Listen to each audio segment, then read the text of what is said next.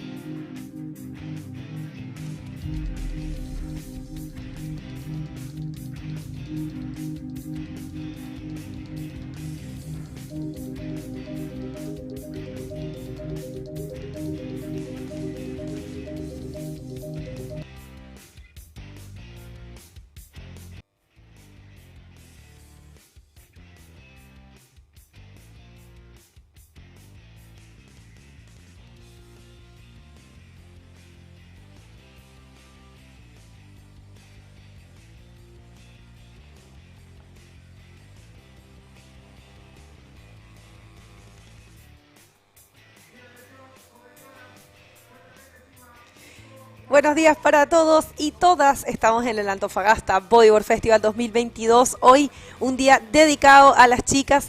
Vamos a ver la ronda número 5 y los cuartos de finales. La ronda número 5 corresponde a los octavos de finales en esta increíble categoría. Y también vamos a ver los cuartos de finales. Eso es lo que se tiene planificado para el día de hoy. Probablemente hay algún cambio. Se va a ir anunciando a través de este medio o las redes sociales. Ustedes en casa, muchas gracias. Acuérdense de compartir esta transmisión, de apoyar. Necesitamos el crecimiento de nuestro deporte en todas las categorías y contamos con ustedes. Buenos días, Fábio, ¿qué tal? Bom dia, Bego. Muito bom estar de volta aqui em Antofagasta para a categoria feminino profissional. Hoje temos só as meninas na água. Como você falou, temos 4 baterias aí. As 2 primeiras passam para as quartas de final, que vai ser bateria mulher-mulher, duas atletas só na água. Então essa fase é uma fase super importante. Vamos ter aí 4 baterias de 3 meninas. As 2 passam para as quartas. That's right, and good morning to everyone. This is the Antofagasta Bodyboard Festival 2022. Today we're going to see a full women day. We're going to run the round number 5, which is 4 heats, 3 people in each heat, 3 person. And we are going to go straight to quarterfinals, which is woman on woman. And in the water we do have some action already. The first heat, it's getting there, so Director, let's just go to the water, and as you can see in your screen, round number 5, heat number 1, in red we have Joanna Schenker, former 2017 world champ, Sari O'Hara, the reigning world champion from 2019, in yellow, and one of the big names and revelation from Portugal, Teresa Padrella, directly from Boogie Chicks, in blue. So that's going to be an excellent hit, and it's such a shame because these 3 girls are very close to each other. They are actually traveling along and they're staying in the same apartment. So how hard can be to compete with your best friends in tour? Yeah, they was together there.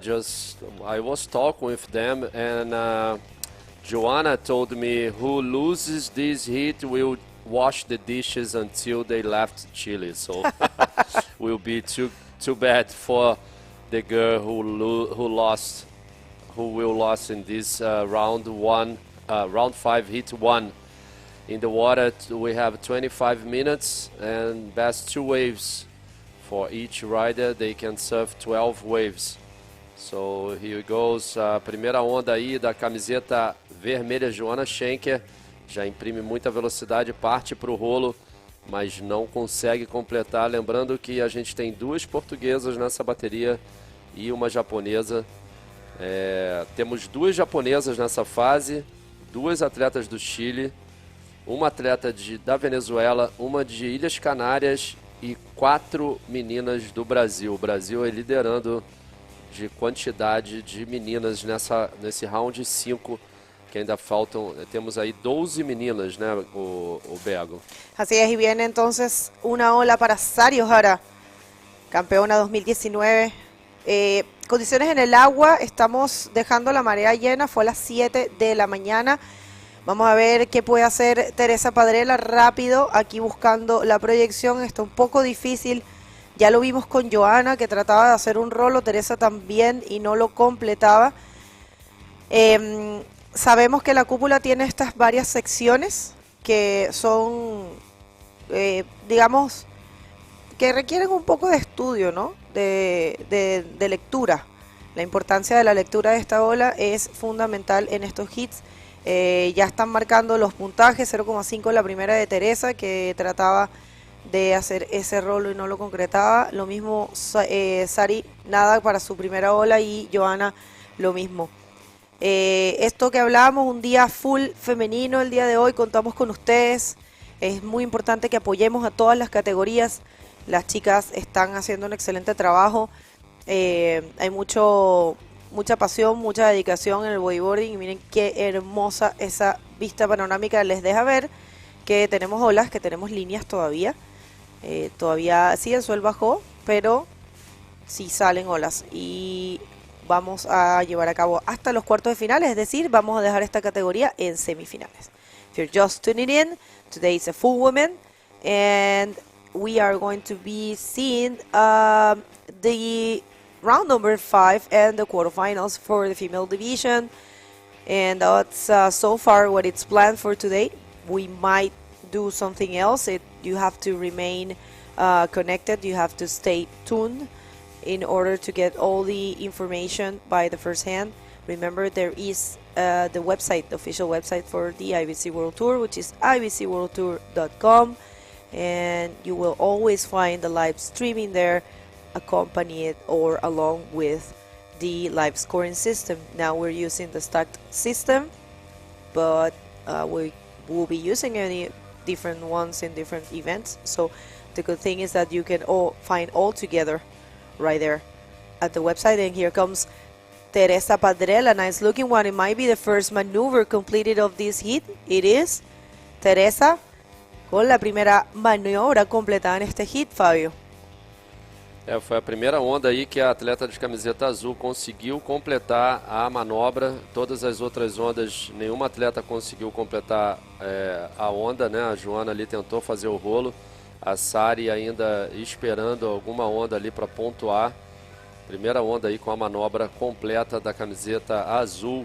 A atleta Teresa Padrela, portuguesa, da nova geração.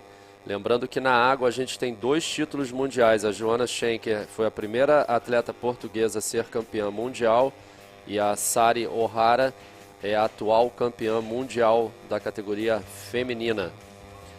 That's right. 2 world champs in the water, reigning world champ Sari Ohara, and 2017 world champ Joana Schenker, first Portuguese to become a world champ. So great performance there. Here comes a wave, mixed wave, one for Sari, one for the same wave. It was shared, Joana and Sari. Yeah, Sari was holding the, I mean, Joana was with the first priority, but Sari really didn't interfere on her. Let's see what the judges think. Yeah, we had a situation there. Joana, she used the first priority. For us, was showing first priority for Joana. And Sari, she got the wave too. Kind of scary for Sari, because if Joana saw Sari and if she saw and do like he went out of the wave, she probably got an interference for Sari, but I don't think it will be nothing there, because Joana didn't see the wave, the Sari in the wave. So this is a normal situation there, but Sari needs to take care about the priority system. Sari tem que tomar cuidado ali, hein, o Bego, porque ela poderia ter feito uma interferência, mas eu acho que não foi nada. Saiu a primeira nota ali da Sari, um 4.5 e um 1. Foi a onda que ela tentou pegar, entrou e saiu. A Joana Schenker ali com 2 ondas também. Em terceiro lugar, a camiseta vermelha. Primeiro lugar, a camiseta azul, Tereza Padrella, portuguesa, com 2 ondas já, um 5 e um 2, somando 7 pontos. Vamos ver ali agora, prioridade 1 é camiseta azul, prioridade 2, camiseta vermelha. A Sari ali ainda está remando para voltar para o pico e pegar a terceira prioridade dessa bateria. Hoje a gente vai ver muito esse sistema de prioridade funcionando nessas próximas 3 baterias também, porque o mar não tem muita onda, então você tendo a primeira prioridade é muito importante, porque você pode pegar, né, a melhor onda que vem, não tem tantas ondas. Sí, estuve contando un poquito la frecuencia de olas, Fabio, con mi reloj en la mañanita.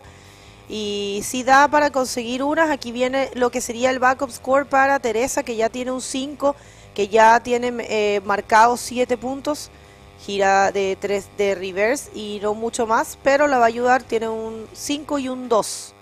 Me parece que ya con esto cambiaría ese 2. Sari Ojara con un 4,5 y un 1 y Joana con un 3,5 y 1,5. Claro, scores bajos. Yo creo que llegamos bien temprano hoy, llegamos a las 6:45 acá a la playa, los jueces están viendo. ¡Oh, mira el dron! Parece la guerra de las galaxias y ese dron.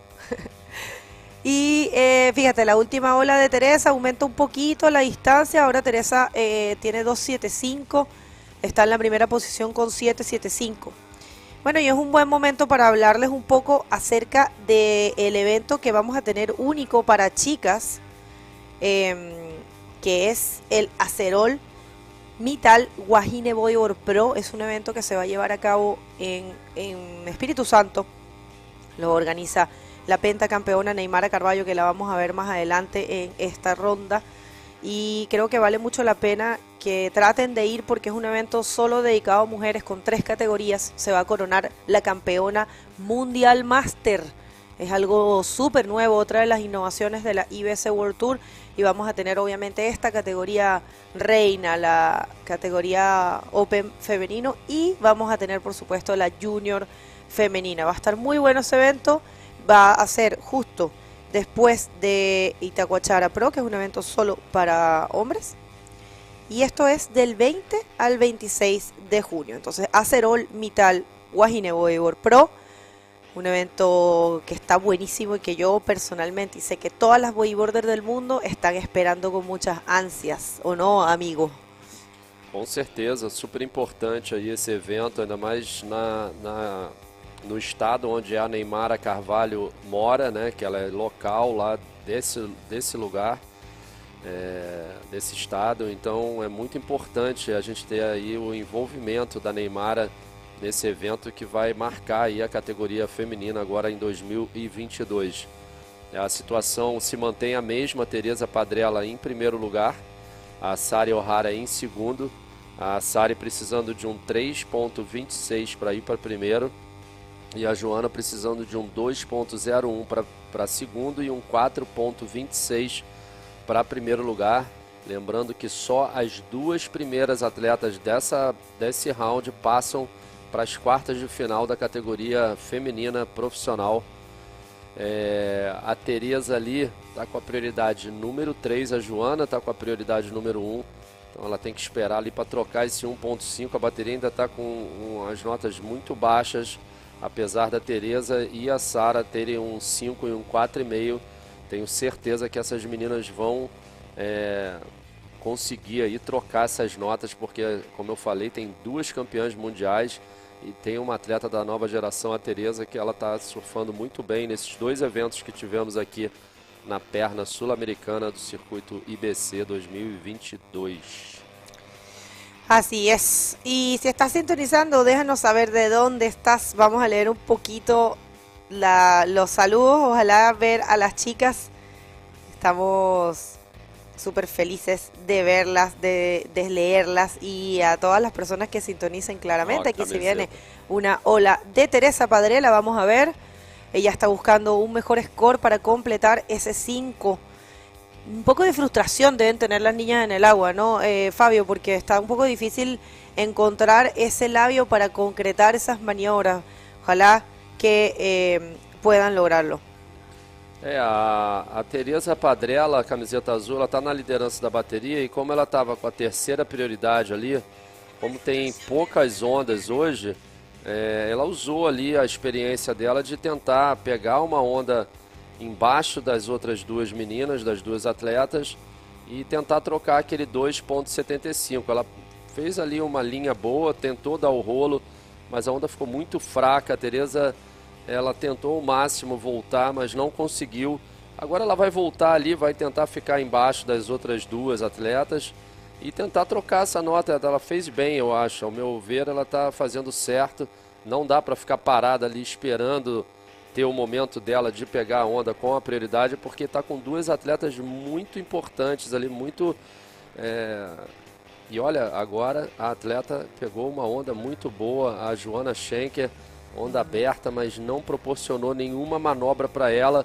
E agora a Sari O'Hara numa onda bonita, vamos ver se ela consegue fazer alguma manobra. Poderia ter feito ali um 360, né, Bego? Sí, la verdad que yo creo que las chicas están tal vez concentradas en hacer el rolo y bueno, hay que marcar los puntos. Aquí se viene otra ola más para Teresa, que realmente ha estado bien activa en este hit, ahí tratando de girar. Wow, se ve complicada la situación, pero nada imposible. ¿Dónde está la gente sintonizando? Voy a leerlos ahora. Where are you? Let us know where you're tuning in from, and make sure to share this streaming and let the world know the women are competing there. Thank you, Jason Kemshaw, always there. Our good friend and brother from the bodyboarding world, We Bodyboard. He has one of the most complete websites for bodyboarding in the moment. And that's Myla Venturin and Paloma Fragan getting ready for the next round. Look at Myla surfing with the short Yon Tutu. It's crazy. And this is a nice looking wave for the reigning world champ. Sari O'Hara, nothing there. Wow, complicated situation seen here. So far it's Teresa Padrella in the lead. Daniela Caqueo, amiga, se te extraña mucho acá, gran bodyboarder iquiqueña, está sintonizando para Paloma, gracias amiga por estar. Rivers Mag, desde Portugal, Bora Teresa e Joana. Julio Arancibia, saludos desde Copiapó. Andrés Cerey, saludos Bego y Fabio desde Santiago de Chile, gracias, has estado sintonizando todos los días. Pedro Sá, beijos e abraços. Beijos e abraços para você também, obrigada pela assistência. E tem Nuno Fontinha, Nuno, abraço para você e para a Sônia, gente boa de lá do Portugal. Parece que tem série aí, Bego, vamos ver.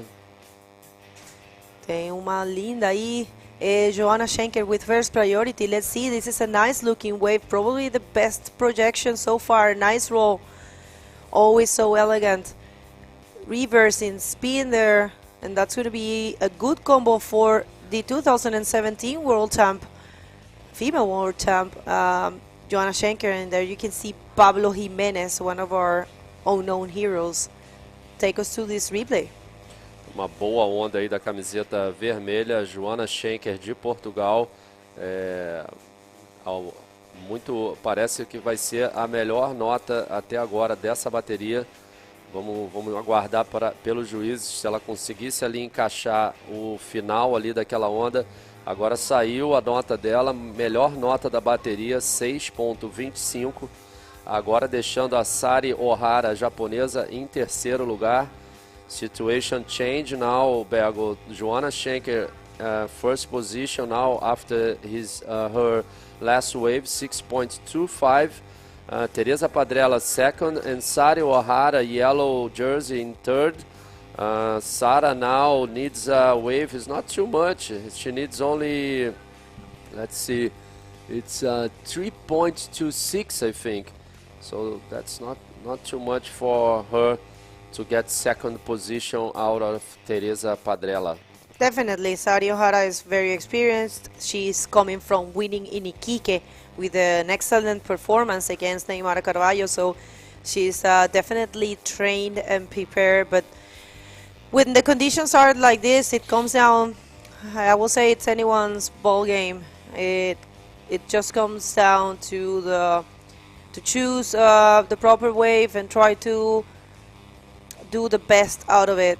It's sometimes it's difficult, but these girls are very experienced, and for sure they're going to be showing us some great surfing so far.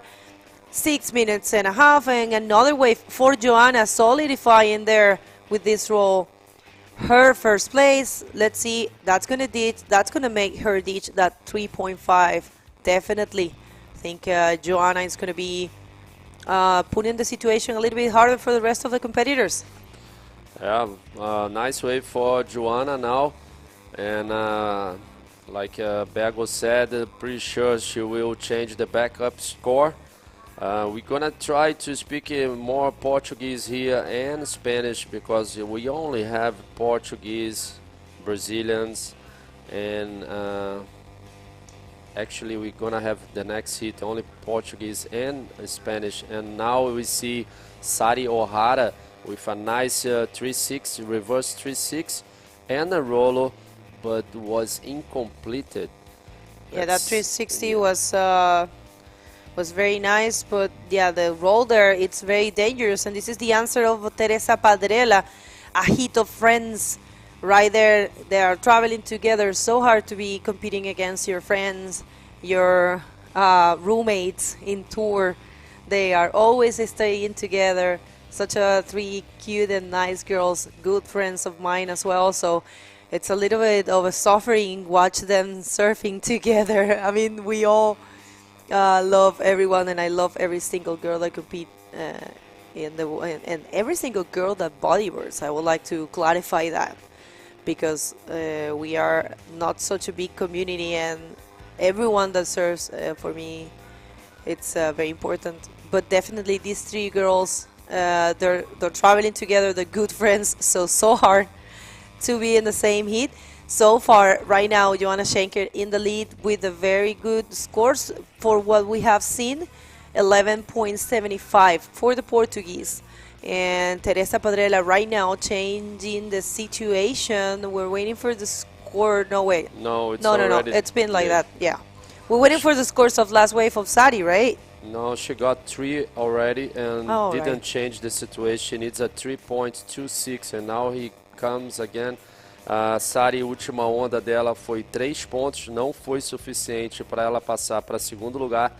Ela está precisando de um 3.26, a campeã mundial japonesa, atual campeã mundial, a Sari O'Hara, camiseta amarela. Já a Teresa Padrella, na última onda, ela tirou 1.5 no rolo, que ela não conseguiu voltar ali. Ela está precisando trocar uma nota 2.75, a camiseta azul, para aumentar a distância dela da Sari. Lembrando que a Sari agora ela precisa de 7.26 para primeiro lugar. A Joanna Schenker, agora a camiseta vermelha, ela fez ali 2 manobras bem sólidas, né? 2 ondas bem sólidas, e está na liderança, faltando agora somente 3 minutos e menos de 15 segundos. Bateria aí está começando a chegar no final. Agora o replay dessa onda, Bego. Me gustó mucho esta ola, que fue el backup score. Perdón, esta fue la mejor ola hasta ahora del hit de Joanna Schenker, ese 6.25. Ella tiene un estilo súper elegante y fluido, ¿no? Otra más para Joanna, que inclusive ella dice que las izquierdas no son su fuerte, pero yo la veo que corre igual de bonito para ambos lados. Así que ahora Joanna sólida en la primera posición, Teresa en segunda, que necesita un 6.76, que está la repetición de esta última ola de Joanna. Me gusta mucho, ella tiene un botón muy bueno, ese rolo fue un poco complicado, pero sin embargo lo logra sacar hacia adelante. Y aquí troca de borda, como dices tú, cambio de riel, y lograba casi terminar ese giro de contrario de reverse. Parece ali que a camiseta azul pegou onda agora também, hein, Bego? Porque ela tá voltando ali junto com a... Ela tá voltando atrás da Joanna. Vamos ver se a gente tem esse replay aí, porque agora a Sari tá com a prioridade número 1. E vamos ver se também a gente tá aguardando a última nota da Joanna. Foi um 6. Sim. Então ela aumentou a diferença. Agora a Teresa tá precisando de 7.26 para ir para primeiro. E a Sari continua... Ah, não, desculpa, ó. A última onda da Tereza, ela aumentou a diferença também. Que foi essa da onda aí, ó. Ela deu 360, deu um invertido. Estamos vendo o replay dessa última onda da camiseta azul. Então ela aumentou. Ela tinha um backup de 2,75. Na última onda ela tirou 3,15. E aí ela aumentou já a diferença. Agora a Sari está precisando de 3,66. O que a gente está vendo aí, Bego, é um rolo que ela dá numa onda boa, ela passa a bateria. A Sari está com a prioridade número 1, faltando 1 minuto. Será que a gente vai ver a japonesa campeã mundial saindo nessa fase, perdendo para uma atleta, não é iniciante, mas uma atleta da nova geração? Pero una atleta que de verdad últimamente está, bueno, ya tiene un tiempo bien fuerte Teresa. Y Sari, eso sí, sería bien extraño, la verdad. Sari viene de ganar en Iquique, viene bien sólida, pero así es la competición, la competencia.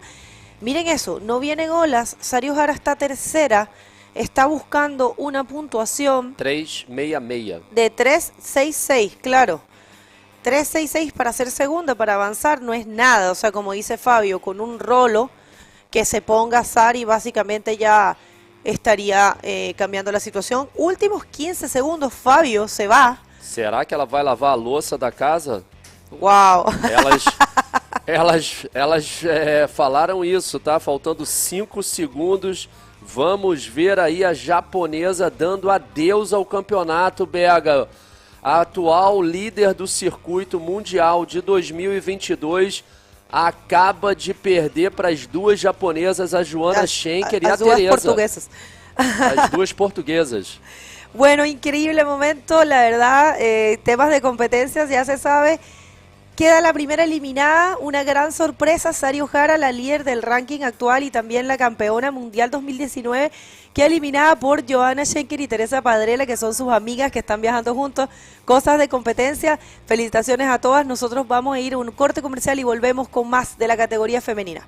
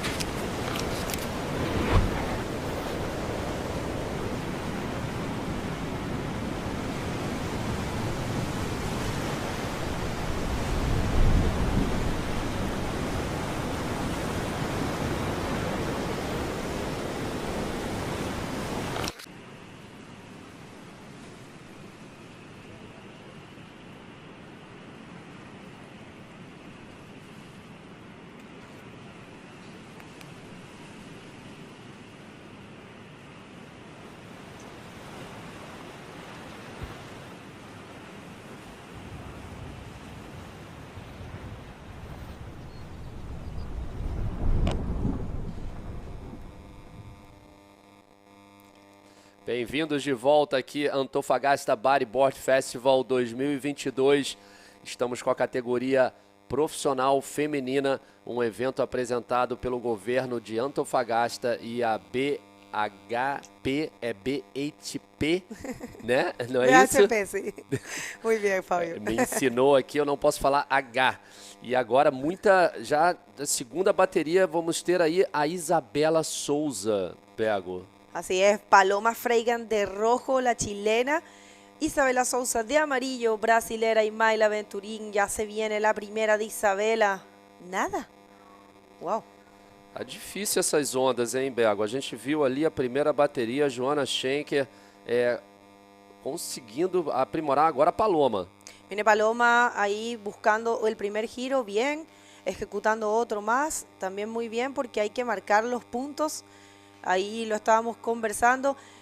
La verdad que como está la situación hay que intentar de ir marcando la mayor cantidad de puntos posibles desde los primeros segundos del hit, porque no hay tanta frecuencia de olas. Y mira, se viene algo ahí, la imagen del dron puede ser una buena para Mayla, no alcanza.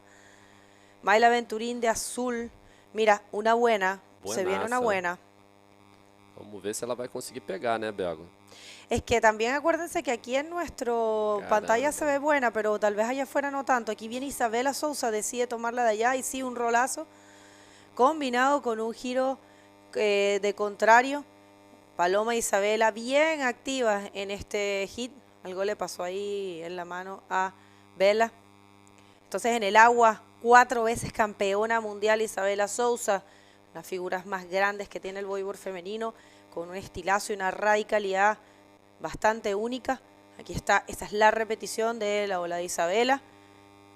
Y Paloma recibe un 5.25. Fíjate tú, Paloma me parece que agarró algo más porque tiene un 3 y un 5.25. Claro que sí, esta era una ola. Mientras veíamos la repetición de la de Isabela, Paloma con un rolo combinado con un giro 360.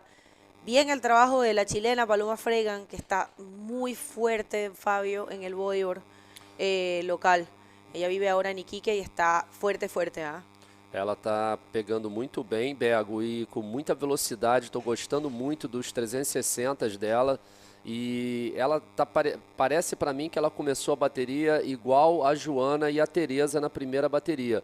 Ela já pegou 2 ondas, menos de 5 minutos de bateria, ela já pegou 2 ondas, já está ligada que tem que ficar fazendo uma onda melhor que a outra. Foi o que a Joana fez na bateria, ela começou devagar, mas aí foi aprimorando, foi trocando nota. A Tereza começou um pouco mais cedo, já pegou a liderança no começo, mas aí o que aconteceu? A Sari ficou esperando a onda vencedora, a onda não veio.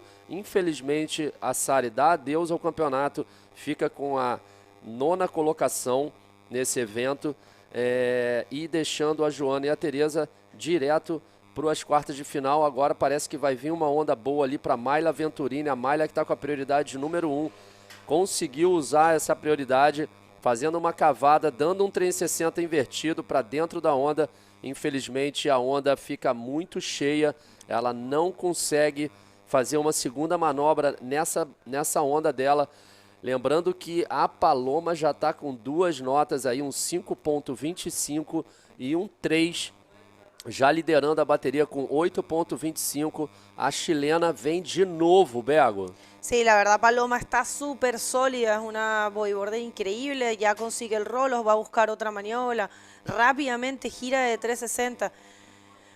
Y viene la respuesta Isabela Sousa, miren aquí qué bonito estilo, como siempre Isabela con esos reverse, sacando un montón de agua, uno más. Y continúa, creo que le va a pegar allá abajo. Lo hace todo Isabela. Well, for everyone that is tuning in, this is the round number 5 of the women division, and we have in the water hit number 2. And currently, it's the Chilean Paloma Fregan leading. We are waiting for scores of the last wave of Paloma, but it was a pretty nice looking wave. And I think she's gonna increase her lead. And also we're waiting for scores for the last wave for Isabela Sousa. This is the replay of last wave for Paloma Fregan, local bodyboarder. She's been surfing so well lately. And this is Isabela with her beautiful stylish reverse. Combined with the second one, let's see, she gets a 3.6 Fabio after that one, and Paloma gets a 5.25 after her last wave.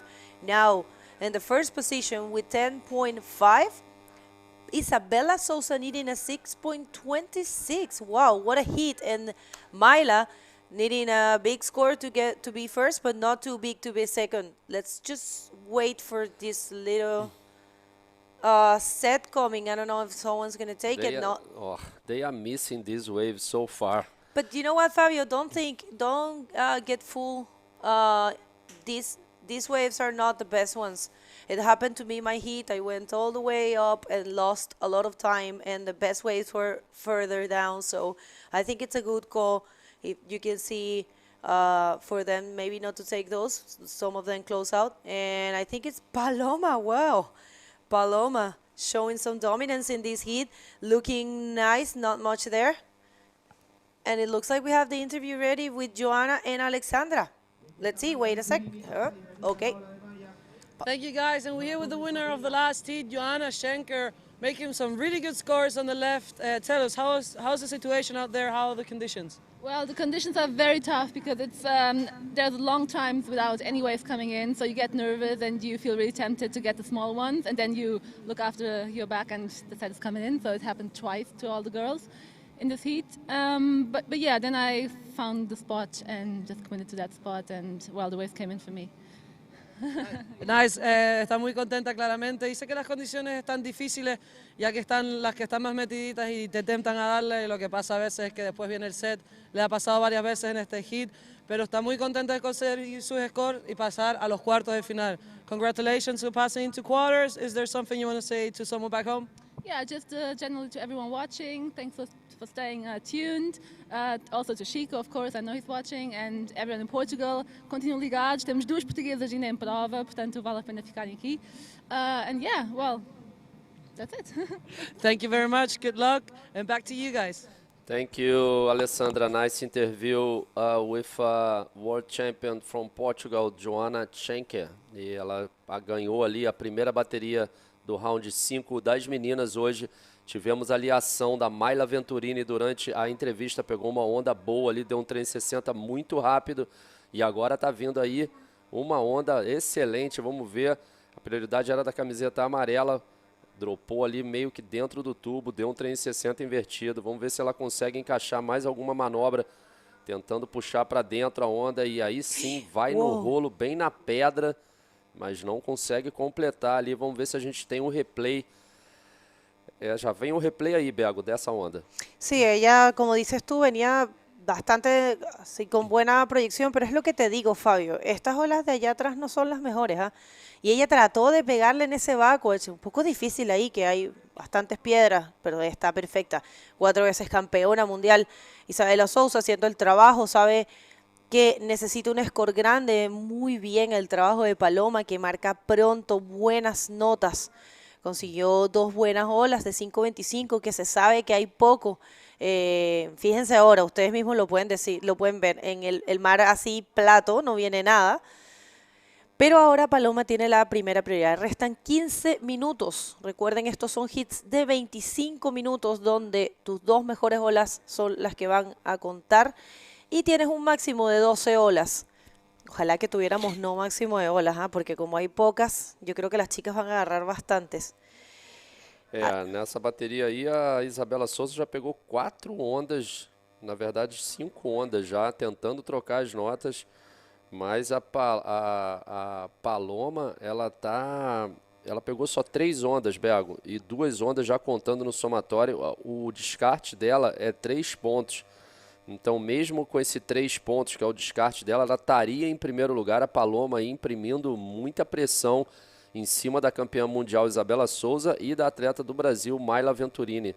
Lembrando que a Mayla é lá da mesma região onde vai ser o campeonato do ArcelorMittal Wahine, né? Então, ela é bem local lá da praia de Jacaraípe, ela conhece muito bem aquelas condições. Está precisando de um 4.36, agora uma nota 4.36 para pegar a segunda colocação da Isabela. Sí, es bastante extraño, Isabela, con unos scores tan chicos, pero esta puede ser la respuesta para nosotros. Claro, un rolo redondito. Continúa Isa, no mucho más. Oye, Fabio, hubo un temblor fuerte en Iquique de 6.1. Mini earthquake en Iquique. Oh my God. Right now. Bueno, miren ese bonito rolo de Isabela Sousa, que siempre nos deleita con su estilazo.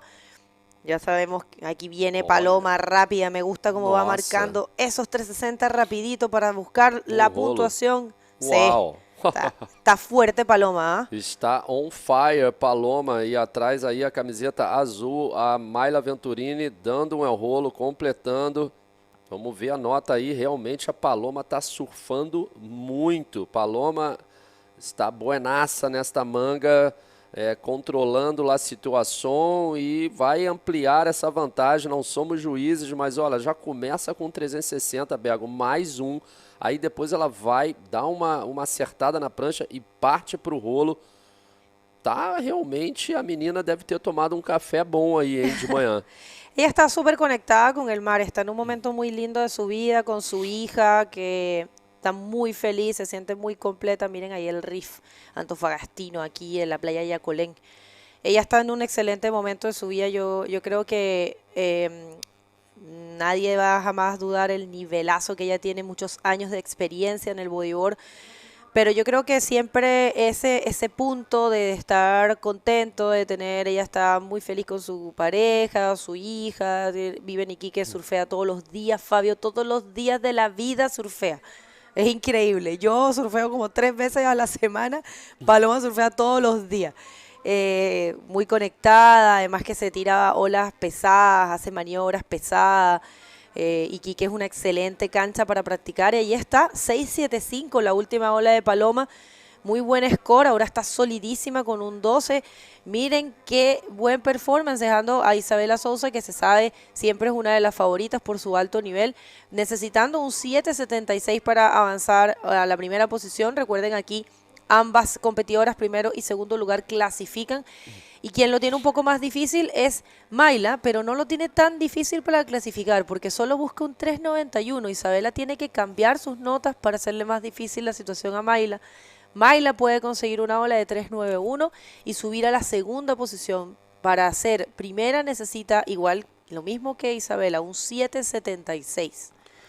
Com certeza a Isabela aí está com a prioridade 1 e ela deve estar pensando aqui, porque como eu conheço ela sabe que se ela passar em segundo lugar nessa bateria, ela vai pegar a Joana Schenker nas quartas de final, que vai ser uma bateria bem difícil, então ela tem que lutar aí pelo esse primeiro lugar para fugir da Joana nas quartas de final. Mas a Paloma realmente imprimiu uma pressão em cima das atletas brasileiras. Eu acho que ela entrou na água, a Paloma, já com isso em mente, né? Ela deve ter visto muito bem ali aonde se colocar, porque ela está muito bem colocada nas ondas. Fez a melhor onda até agora da categoria feminina do dia, um 6.75 com quase 4 manobras na onda. Sí, sí, muy bien, la verdad que es full activa. Y bueno, para el siguiente hit tenemos una invitada especial que es Isabeli Núñez, una de las revelaciones brasileras también, que va a estar acompañando a Fabio. Yo me voy a preparar para mi hit. Este es el replay de la ola más alta de Paloma. Muy bien hecho el trabajo. Fueron 2 giros, frenaba y conseguía esa rampa limpia para pegarle el rolo e inclusive completar con un giro más. Una ola de 4 maniobras, como dijiste tú. Y continúa, no se queda tranquila, la chata todo quiere. Bueno. A melhor onda até agora foi a da Joana, 6.25. Aí agora a Paloma já botou mais pressão, está com 6.75. A melhor onda mesmo. Acabei de ver aqui do dia, foi a dela até agora. 4 manobras na onda.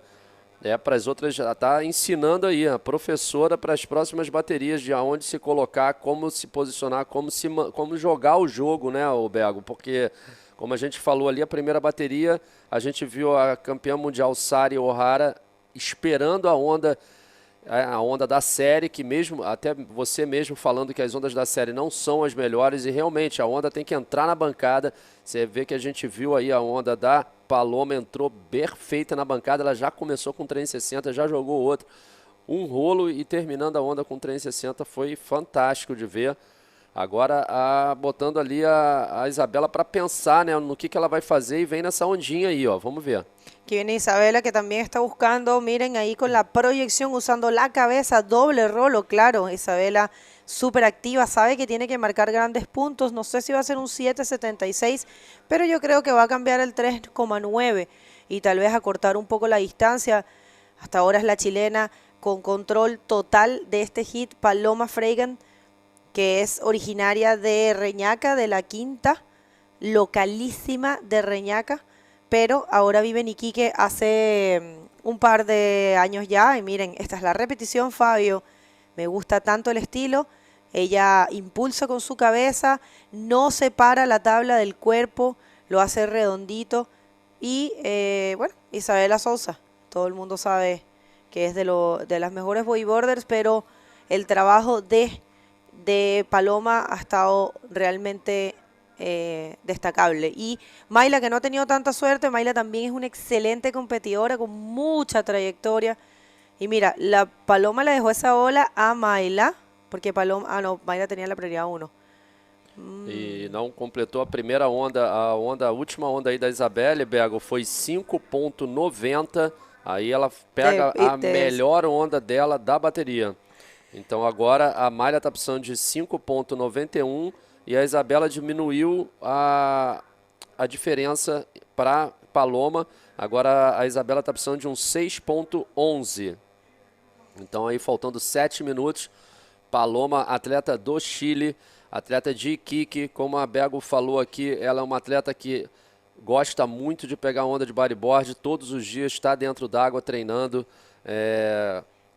na liderança aí dessa bateria contra essas duas brasileiras muito experientes, a Isabela Souza, 4 vezes campeã mundial de Fortaleza, a Mayla Venturini do Espírito Santo, já compete há muitos anos a Mayla tem uma experiência muito vasta em campeonatos, mas está precisando aí de uma nota 5.91 para tirar a Isabela de segundo lugar. A Mayla é totalmente capaz, Bego. A Isabela também, a Paloma também é capaz de aumentar.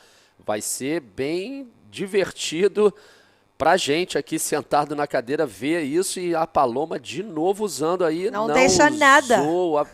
Ela remou, vai perder essa prioridade a Paloma, hein? Vai deixar a Isabela com a prioridade 1 novamente. Sí, y fíjate que ella sabe que esas olas de allá, que aquí en la pantalla se veían bonitas, pero no son las mejores. Well, for everyone that is tuning in, this is the hit number 2 for round number 5. You can see there Ayaka Suzuki with, look at those things, are like puffy flip-flops. I think she's coming from the apartment. She's feeling sick. Oh, she's feeling sick? Yeah, she actually said that she was a little bit under the weather, so hopefully, I mean, she's a great competitor, so I'm sure that's not going to affect her.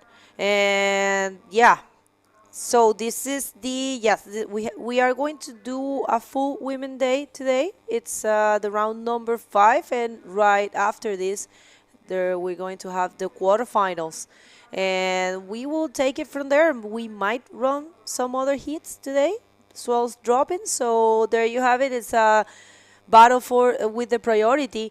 Isabela Souza, very difficult to land that place right there throughout the whole event, Fabio. We have seen most of the competitors haven't been able to land the maneuvers there, no matter what size the wave is. There is a big explosion there. You actually can tell some of a little brown color right there in the bottom, and you can tell there's rocks in there which generates sort of a turbulence for the landing, so it's not such a good idea to take those waves this moment, but these girls are capable to do and show the world they are the best in the business. And you know, there's still, for sure, there's still some good ones that are coming from the inside, but they're the less. And who you are watching there is Neymara Carvalho with her short john. I don't understand how they do that.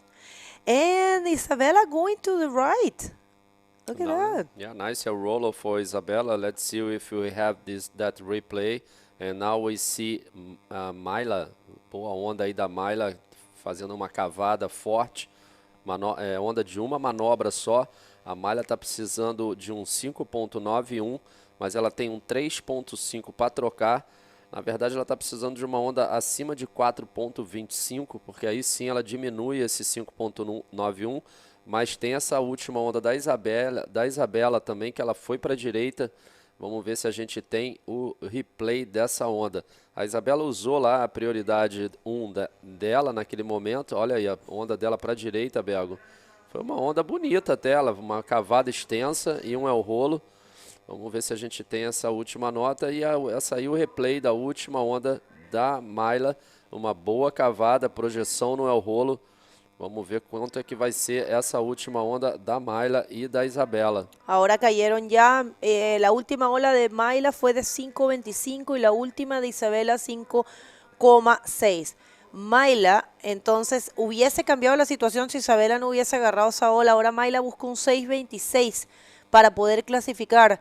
Isabela busca un 6.11 para ser segunda.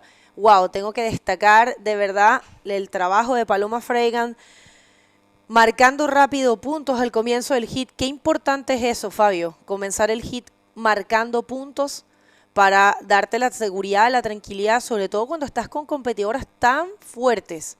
Así que Paloma, muy increíble su performance. Una felicitación gigante para ella y por supuesto para Omar, que la apoya, que está cuidando a su niña en la playa, apoyándola full. Es tan fundamental eso, porque imagínate, ella tiene una niña chica.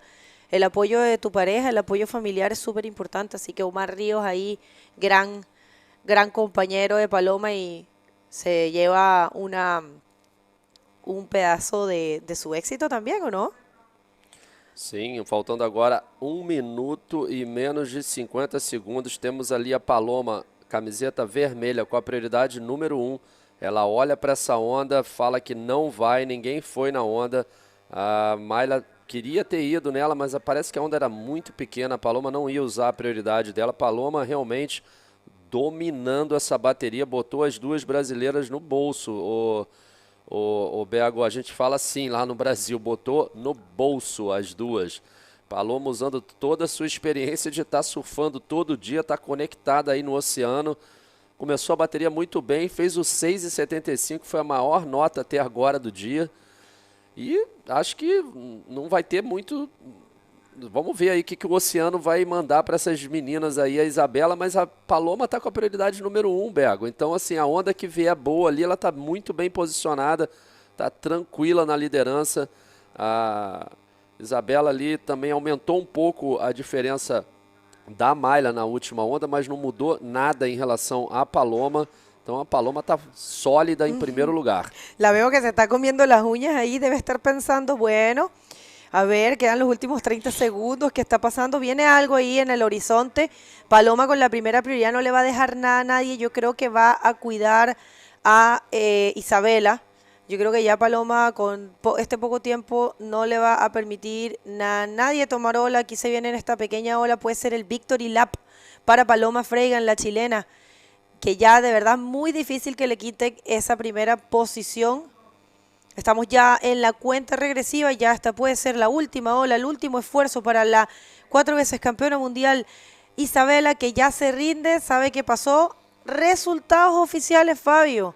Con una muy buena performance pasa Paloma Freigan y Isabela Sousa de segundo. Felicitaciones a Mayla, porque ella ha hecho un campeonato muy bueno y viene haciéndolo muy bueno también desde Iquique. Igual terminar novena es un buen puesto, ¿no?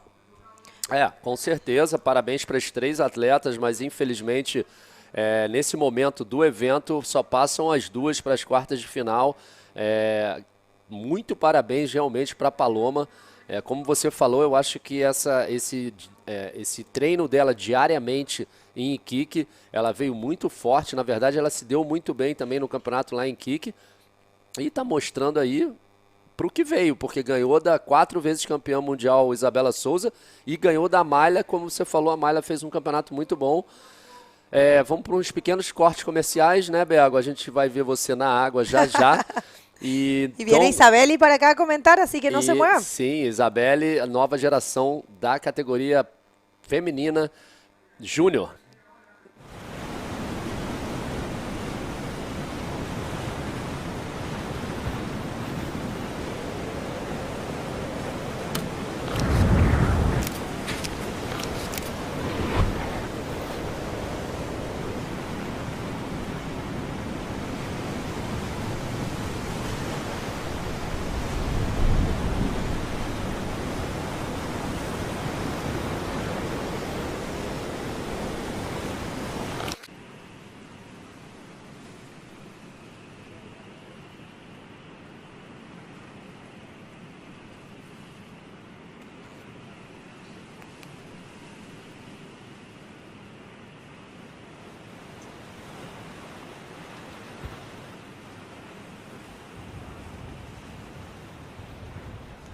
Vai.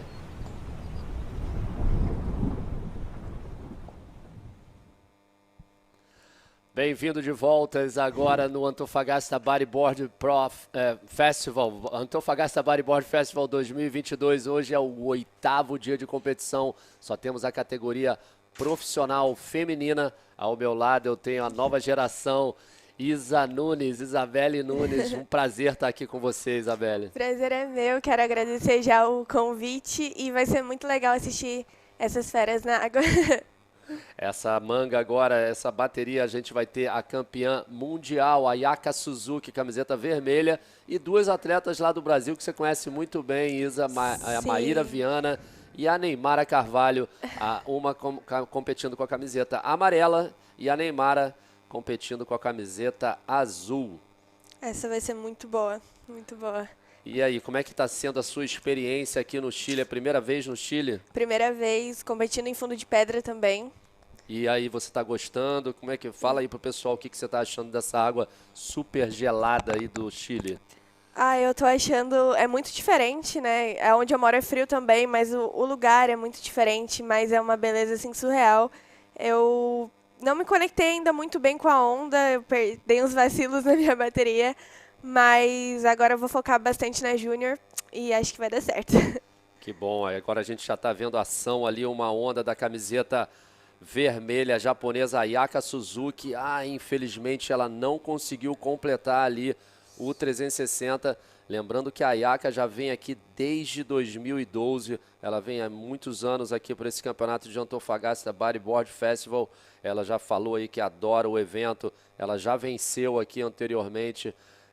Atleta que foi a primeira japonesa, né, Isa, de campeã mundial lá do Japão.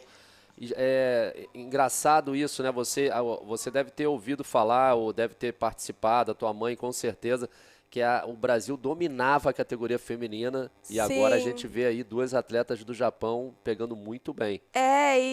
Olha, Neymara na onda. Dando um rolo ali por dentro do tubo, vamos ver se ela consegue voltar a primeira onda da camiseta azul. Ela gostou da onda ali, hein? A Neymar é sempre muito explosiva, né? Muito incrível como ela consegue ser tão constante sempre.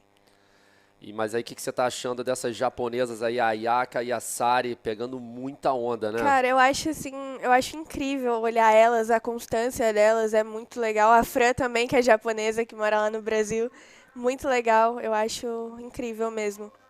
E Maíra também, Maíra que tá vindo com tudo, me surpreendeu nesse evento. A Maíra, inclusive, nessa bateria aí, ela já pegou uma onda, um 4,25, a gente não viu essa onda, vamos ver se a gente tem o replay, deve ter sido no comecinho, quando a gente estava nos nossos comerciais, mas a Neymar agora já pega um 5, essa aí é a primeira onda da Maíra, ela dá um 360, camiseta amarela, já bota ali a prancha para correr, consegue fazer o rolo. Hoje está a condição muito difícil, né, Isa? E agora a gente teve uma onda aí da camiseta vermelha. Vamos ver se a gente também tem um replay. Mas as ondas estão difíceis, né? Olha aí, ó. Foi uma onda curta da atleta japonesa. Um é o rolo. Mas manobra boa, né? Manobra boa, exato. Manobra boa. Você pode falar, Isa. Você entende mais do que eu aí a categoria feminina profissional na água. Você competiu a feminina profissional também, né? Competi. Eu perdi ontem na repescagem. E... peguei uma onda muito boa e infelizmente não consegui acertar a manobra, talvez seja um pouco de receio ainda com a pedra, mas algumas pessoas falaram que foi a melhor onda do hit, assim, foi uma onda muito boa, mas infelizmente não consegui. Mas tudo é aprendizado, né? Com certeza, e aí a gente vê o replay da camiseta azul, a Neymara Carvalho, que tem a melhor nota da bateria. A Ayaka Suzuki tirou um 4 naquela última onda dela, agora ela está na liderança com duas ondas, um 4 e 1.5. So in the lead now it's a red jersey, Ayaka Suzuki from Japan, with a total score of 5.5, second position blue, and now we see yellow. Agora a gente está vendo aí a camiseta amarela, a Maíra Viana com um bonito rolo, voltando no corte da onda, dando um 360 invertido. E um el rolo, que onda linda, Isa. Muito boa mesmo. Vai tirar uma nota muito boa. E agora aí a camiseta vermelha, a Ayaka Suzuki também dando um el rolo, voltando na parte aberta da onda. 2 360 invertidos, só que ela não consegue finalizar a onda. Agora, de novo, quanta ação nessa bateria. Um 360 muito bem executado da Neymara, né, Isa? Olha lá, Sim, vamos ver se ela vai conseguir incrível. conectar. Uau! Esse hit eu tava esperando pra ver ele, porque ele realmente é muito forte, né? Atletas capixabas, eu acho que elas têm um jeito de ser agressiva diferente. Não sei se é por causa da onda delas, mas é muito legal olhar a agressividade que elas têm em qualquer onda. Ô Isa, a gente tem agora entrevista pronta com a vencedora da última bateria, a chilena Paloma. Tá tudo aí. Thank you very much, guys. With you with Paloma Fregan, winner of the last hit. Paloma, qué buen performance te mandaste, marcaste rapidito los puntos. Todas han dicho que está difícil, cuéntanos un poco. La verdad es que igual la ola está pequeña, pero aún así salen olas para surfear, así que para las chicas que les toca competir que estén tranqui, que ola hay. Obviamente no está grande ni está como los otros días, pero aún así se pueden encontrar olas para surfear. Well, she said there's waves, so she sent in a message to all of us that have to compete that there's waves to surf, and actually the wave is good, not as the previous days. ¿Tú crees que haberte ido a vivir a Iquique, haber competido, haber, sabes, entrenado tanto tiempo estos últimos tiempos, te ha dado esta, digamos, esta tranquilidad de surfear de esta forma en este evento? O sea, la verdad es que yo siempre me pongo súper nerviosa a los campeonatos, pero en este campeonato estaba como súper tranquila porque pasé tantos nervios en Iquique que ahora dije ya me lo voy a tomar relajado y que pase lo que pase voy a estar tranquila. Well, she said normally she is very nervous on the competition. She didn't answer what I asked, but it's okay. She said in this event she was very calm and quiet, and she thinks that's why she surfs so well. ¿Alguien quiere saludar, a quien agradecer? A Lomar, a la Maya que me han acompañado todos los días, que se quieren ya devolver y saludar a todos mis amigos, a mi familia, al Club Amaguaras. Eso. Felicitaciones, Pablo, la mejor de las suertes para el resto de competencia. De regreso con ustedes. Oh, thank you, Bego. Was a nice interview with Paloma. Paloma was ripping the last hit. She won the hit against Isabela Souza and Mayla Venturini. And we are here back in hit number 3. Ayaka Suzuki against Mayra Viana and Neymara Carvalho. Mayra Viana just got a 7 points. Isabela, ela tirou 7 pontos naquela onda que a gente viu, maior nota do dia. Sim, Maíra tá muito instigada. Eu vejo isso até nos nacionais, no Rio de Janeiro. Ela foi impecável, assim, em Copacabana. Ela se encaixou tão bem naquela onda e aqui no Chile também. Olha. O replay dessa onda, ela começou com o el rolo, aí foi pro 360 invertido e aí conseguiu manejar a prancha para esse rolo. Muito bonita a onda, né? Muito linda mesmo. E aí foi o replay da Ayaka, a nota dela, a melhor nota dela, os 5 pontos que ela conseguiu fazer esse rolo, esses 2 360s. A gente vê ali, agora essa foi a última onda durante a entrevista também, um pouco antes da entrevista ela jogou muita água, Neymara, nesse 360. Estilo único, né? É incrível. Muito bom a troca de borda dela, Sim. né? E agora o outro replay da outra onda da Maíra, dando o el rolo, voltando para a parede. Fazendo o 360 invertido, aí sim ela não conseguiu de novo imprimir. E agora ao vivo, ó, a camiseta vermelha, Ayaka Suzuki. Jogou ali uma troca de borda também, fazendo um cutback e um 360, né? Você vê que essa troca de borda, eu gosto muito que as atletas, todos os atletas quando fazem isso, eu acho muito interessante. Sim. Você, né, usar a parte interna, depois usar a parte externa. Muito legal essa manobra da Ayaka Suzuki, que está em segundo lugar, botando pressão ali na Neymara. A Neymara precisando de um 4.01 para ir para segundo. Parece que a Mayra já está lá na frente. Esse hit, assim, é tudo muito possível, né, dos 3 atletas, então é só no final que a gente vai ver realmente o resultado, porque não tem como tentar adivinhar antes, né? São atletas de alto nível, muito. E, Isa, me conta um pouquinho aí aonde você mora, para o pessoal que está aí online com a gente no YouTube. Fala um pouquinho de você, qual é a projeção desse ano? É focar no circuito mundial? O que você está pensando para o ano de 2022? Então, eu moro no sul do Brasil, na parte fria. Eu sou de Santa Catarina, mas moro no Paraná, então eu fico entre os 2 lugares, 15 dias em um, 15 dias em outro. E onde eu moro, realmente, assim, de condição de onda, não é um dos melhores. E eu sou a única menina também da nova geração lá, então eu sempre tenho que surfar sozinha, sempre com os meninos. E isso me incentiva, né? Me dá mais ânimo. E o foco para esse ano é o mundial, nacional, agora como eu sou profissional no Brasil. E tentar sempre dar o melhor, independente de qualquer coisa. Você acabou de fazer 18 anos, é isso? Isso, fiz agora em janeiro. Então você está no último ano do Júnior feminino, né? Isso, meu último ano, então é o ano que eu tenho que fazer de tudo para ter o título, né? E eu tô tentando muito. Muito legal isso.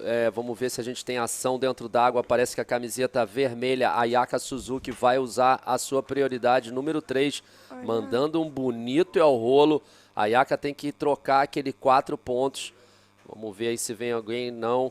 If you guys just turning in, we are here at Antofagasta Bodyboard Festival 2022. Today we having the women's division in the wave. The replay, it's Ayaka Suzuki in red jersey. She's needing a 6.86 to get the lead.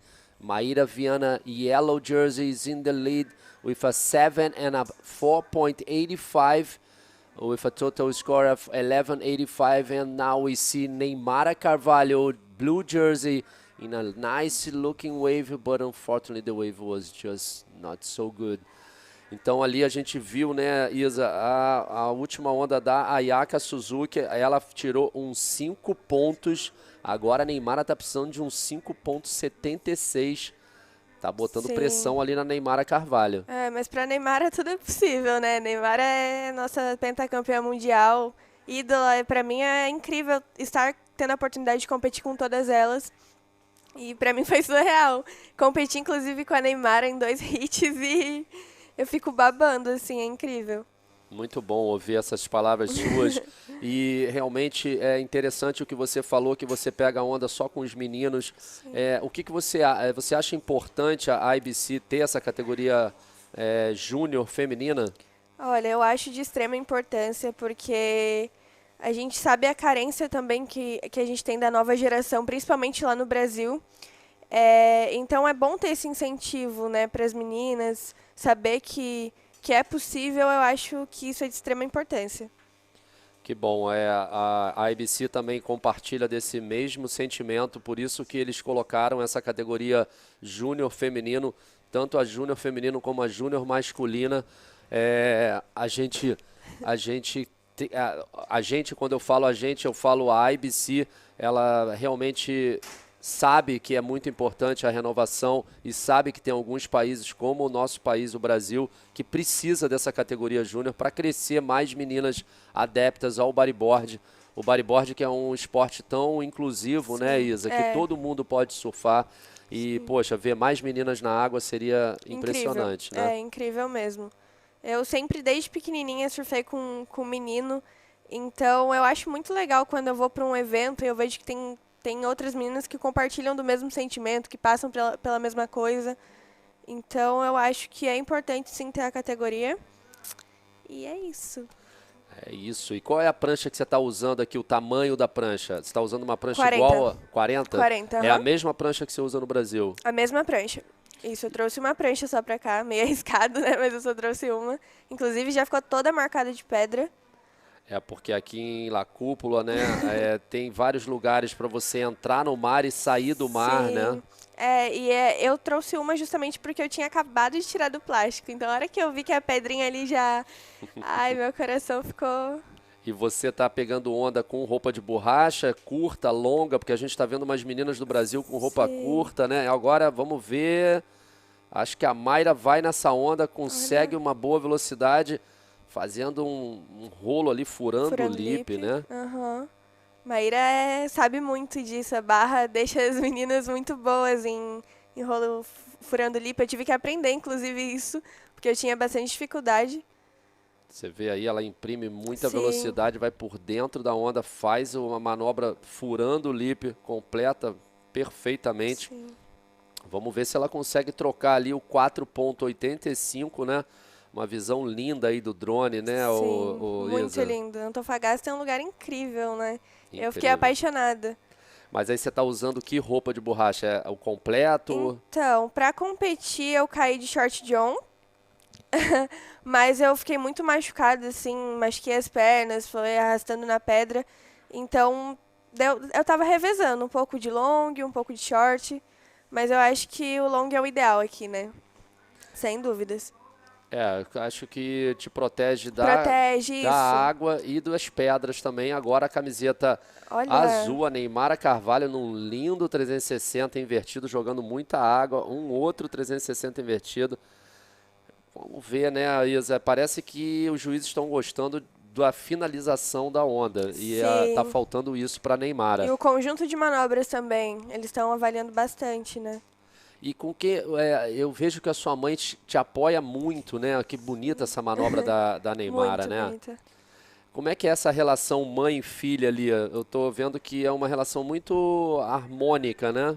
Sim, a minha mãe, ela tá comigo desde o começo. A gente nunca imaginou estar em um campeonato mundial, porque esse não era meu objetivo no começo. Eu comecei a surfar para melhorar a saúde, né, para ser mais ativa. E a minha mãe sempre me apoiou em tudo. É a pessoa que mais me apoia na vida, assim. Então a gente é como irmã, a gente briga, a gente se ama. É irmã mesmo. E eu sou muito grata a ela por tudo que ela faz. A gente sabe o quanto a gente batalha para estar aqui. Não é fácil para ninguém. E isso me deixa muito feliz. Ver que ela está feliz, estando comigo. Para mim é algo surreal.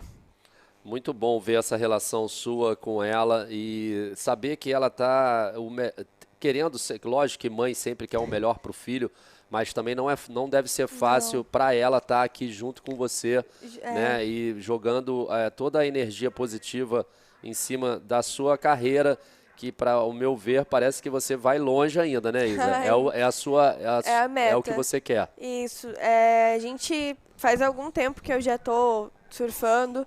E agora é muito legal ver as coisas dando resultado, né? Os frutos, a gente colhendo, né? Então isso é muito legal. E a minha mãe, ela é muito mais, como eu posso dizer, ela é muito mais ativa, ela quer estar em tudo, ela gosta de estar junto. Então isso pra mim faz toda a diferença, né? É muito legal. Bom. E bom, agora a gente está vendo aí a Begona da Venezuela, minha companheira aqui do webcast, vai competir na próxima bateria contra a Alessandra Rinder, que também é a nossa companheira aqui do webcast, e a Valentina Dias, do Chile. E agora a Yaka Suzuki usando a prioridade número 1. Vamos ver se ela vai conseguir ali trocar alguns 5.75 ou 5. Bonita a onda dela, né? Sim. Bem clean, fez a manobra ali, o rolo. Não teve muito percurso, mas a manobra foi explosiva. Isso, que bom ouvir isso. Tá vendo como é que você vê como uma menina entende do julgamento? Aí sim, a Valentina Dias, a próxima atleta, camiseta azul, atleta do Chile, conhece muito essas condições. Todos os dias que a gente vê aqui chegando muito cedo, antes do campeonato e durante o campeonato, Valentina treinando muito. Valentina que é conhecida aí por surfar ondas muito grandes, né, Isa? Sim, eu acompanho ela, México, os lugares, ela é muito corajosa, né? Porque tem que ter muita coragem também pra pegar as ondas que ela pega. E surfa impecavelmente também. Vai estar aí na última bateria desse round 5, categoria profissional feminina, nesse 8º dia de competição. Aí o replay muito bonito. O Dave Hubbard estava aqui ontem falando comigo. O Dave vai estar comigo aqui após essa bateria. E ele falou como eu gosto das meninas jogando o cabelo na manobra. E não só as meninas, mas os meninos quando tem o cabelo. Dá realmente uma plasticidade. Dá, fica lindo, dá um estilinho, né? Eu acho muito legal. Mas o pescoço também. Vai embora, vai. Né, Isa? É legal isso, você ter falado que você começou no bodyboard para melhorar a saúde. Tá vendo aí a dica, pessoal? O bodyboard também melhora a saúde. Sim, com certeza, meu Deus. E aí eu gostei tanto que agora eu tô aqui. Muito bom, o bodyboard te levando para outros continentes. Agora aí a camiseta amarela, a Maíra Viana, líder da bateria. Realmente a Maíra tá na conexão dessa onda, hein? E ela tá muito focada, eu vejo que ela tá a todo momento olhando o mar, todo momento quietinha na dela. Eu acho que isso também é o diferencial. Não se dispersar, porque a gente sabe como é evento, a área de atleta, como todo mundo fica ali, todo agitado. Então ter esse foco é incrível. Olha o replay aí da camiseta amarela. Sim. Pode comentar, Isa, se você quiser. Muito boa. Maíra é sempre muito agressiva, tem isso nela mesmo, no surf dela. Muito legal. Muito bom aí a Maíra Viana, atleta lá do estado do Espírito Santo, onde vai receber um campeonato só das mulheres. Em primeiro lugar, liderando essa bateria, a Ayaka Suzuki em segundo. So a little bit of English for you guys. If you guys just tuning in, we are here at round 5, heat number 3. Yellow jersey, Maíra Viana from Brazil on the lead, and Ayaka Suzuki from Japan. Second place, Neymara Carvalho. In third place, blue jersey, she needs 7.51. Last wave of Ayaka Suzuki was a 6.75. So he's putting pressure on Neymara Carvalho. Only less than 3 minutes to go. Neymara is in first priority. Let's see if Neymara can catch this wave. No. It will be difficult for Neymara to surf one wave at 7.51 because we have the best wave so far for the day was Maíra. Oh, actually Maíra got 7 in the last one too. So Maíra now with 14 points. Maíra com 14 pontos, Isa, botando pressão nas meninas. Sim, a Maíra, ela tá realmente muito ativa. Neymara? Vamos ver aí a Neymara usando a prioridade número 1 numa bonita onda, mandando um rolo por dentro do tubo. Acho que infelizmente ela fica por ali, não vai ser uma onda boa, ela não vai conseguir trocar o 4.5, ela está precisando de um 7.51. A Maíra aí ganhando de 2 atletas campeãs mundiais. A Maíra está surpreendente mesmo. Olha, essa onda, talvez se ela botasse para dentro do tubo, né? Seria uma opção para ela passar ali e completar essa onda. Quem sabe conseguia tirar um 7.51, uma nota muito alta do dia. Tem que ser uma onda muito boa mesmo. O problema maior agora, né, Isa, é porque é o tempo e as prioridades. Porque a Ayaka Suzuki do Japão está com a prioridade número 1, a Maíra Viana, brasileira, com a prioridade número 2. As duas, uma em primeira, outra em segunda. E a Neymara vai precisar ali pegar uma onda. E você viu, a Ayaka olhou a Neymara, já se ligou, falou, vou pegar essa onda. Olha. Uma onda boa dela. Sim, muito boa. Faz de novo ali aquela troca de bordas, né? Changing rails, Ayaka Suzuki. Olha. Let's see, yes. 4 maneuvers actually in this wave. I'm pretty sure she will change the 5.75. Let's see the waits for the judges. Last minutes in this heat, Maíra Viana first, Ayaka Suzuki second. Guys, we have in the water 6 world titles, 1 for Ayaka and 5 from Neymara. 6 títulos mundiais na água. E lá vem a Maíra para dentro do tubo, ela tá realmente demais, a Maíra. Tá, hein? muito, muito, muito. Muito bom ver a Maíra comandando essa bateria, Isa. Muito bom mesmo, Brasil, né? Fala aí, fala o que você tem para falar, que você tem alguns segundos aí para terminar essa bateria. Você uma presença ilustre aqui junto comigo. Eu te agradeço demais por você estar aqui. Se você quiser voltar, está mais do que convidada. Eu que agradeço, muito legal estar aqui do lado do Fábio, que também é um ídolo pra gente. E é isso, obrigada. Eu estou só aprendendo com vocês a cada dia. Término de bateria, a Maíra Viana ganha das 2 atletas campeãs mundiais. A japonesa Ayaka Suzuki em segundo. Infelizmente, a Neymara Carvalho deixa a competição. As 2 meninas que fizeram a final de kick estão fora do campeonato. Vai ser legal, vai ser... O ranking vai todo movimentar. É incrível, realmente. Acabamos de ver agora nessa última bateria a Neymara Carvalho dando adeus ao campeonato. Last hit, Ayaka Suzuki got second, Maíra Viana from Brazil first, and out of the competition, Neymara Carvalho. So we have both girls from the kick final. They left the event. Uma presença ilustre aqui com a gente, a Isa, nova geração do Brasil, categoria feminino júnior. Isa, muito bom estar aqui com você. Obrigada. Boa sorte na competição. Fale aí as suas últimas palavras antes do nosso comercial. Quero agradecer de novo pelo convite e torçam por mim, né, Júnior? Comerciais, por favor. We're gonna have Dave Hubbard next hit with me.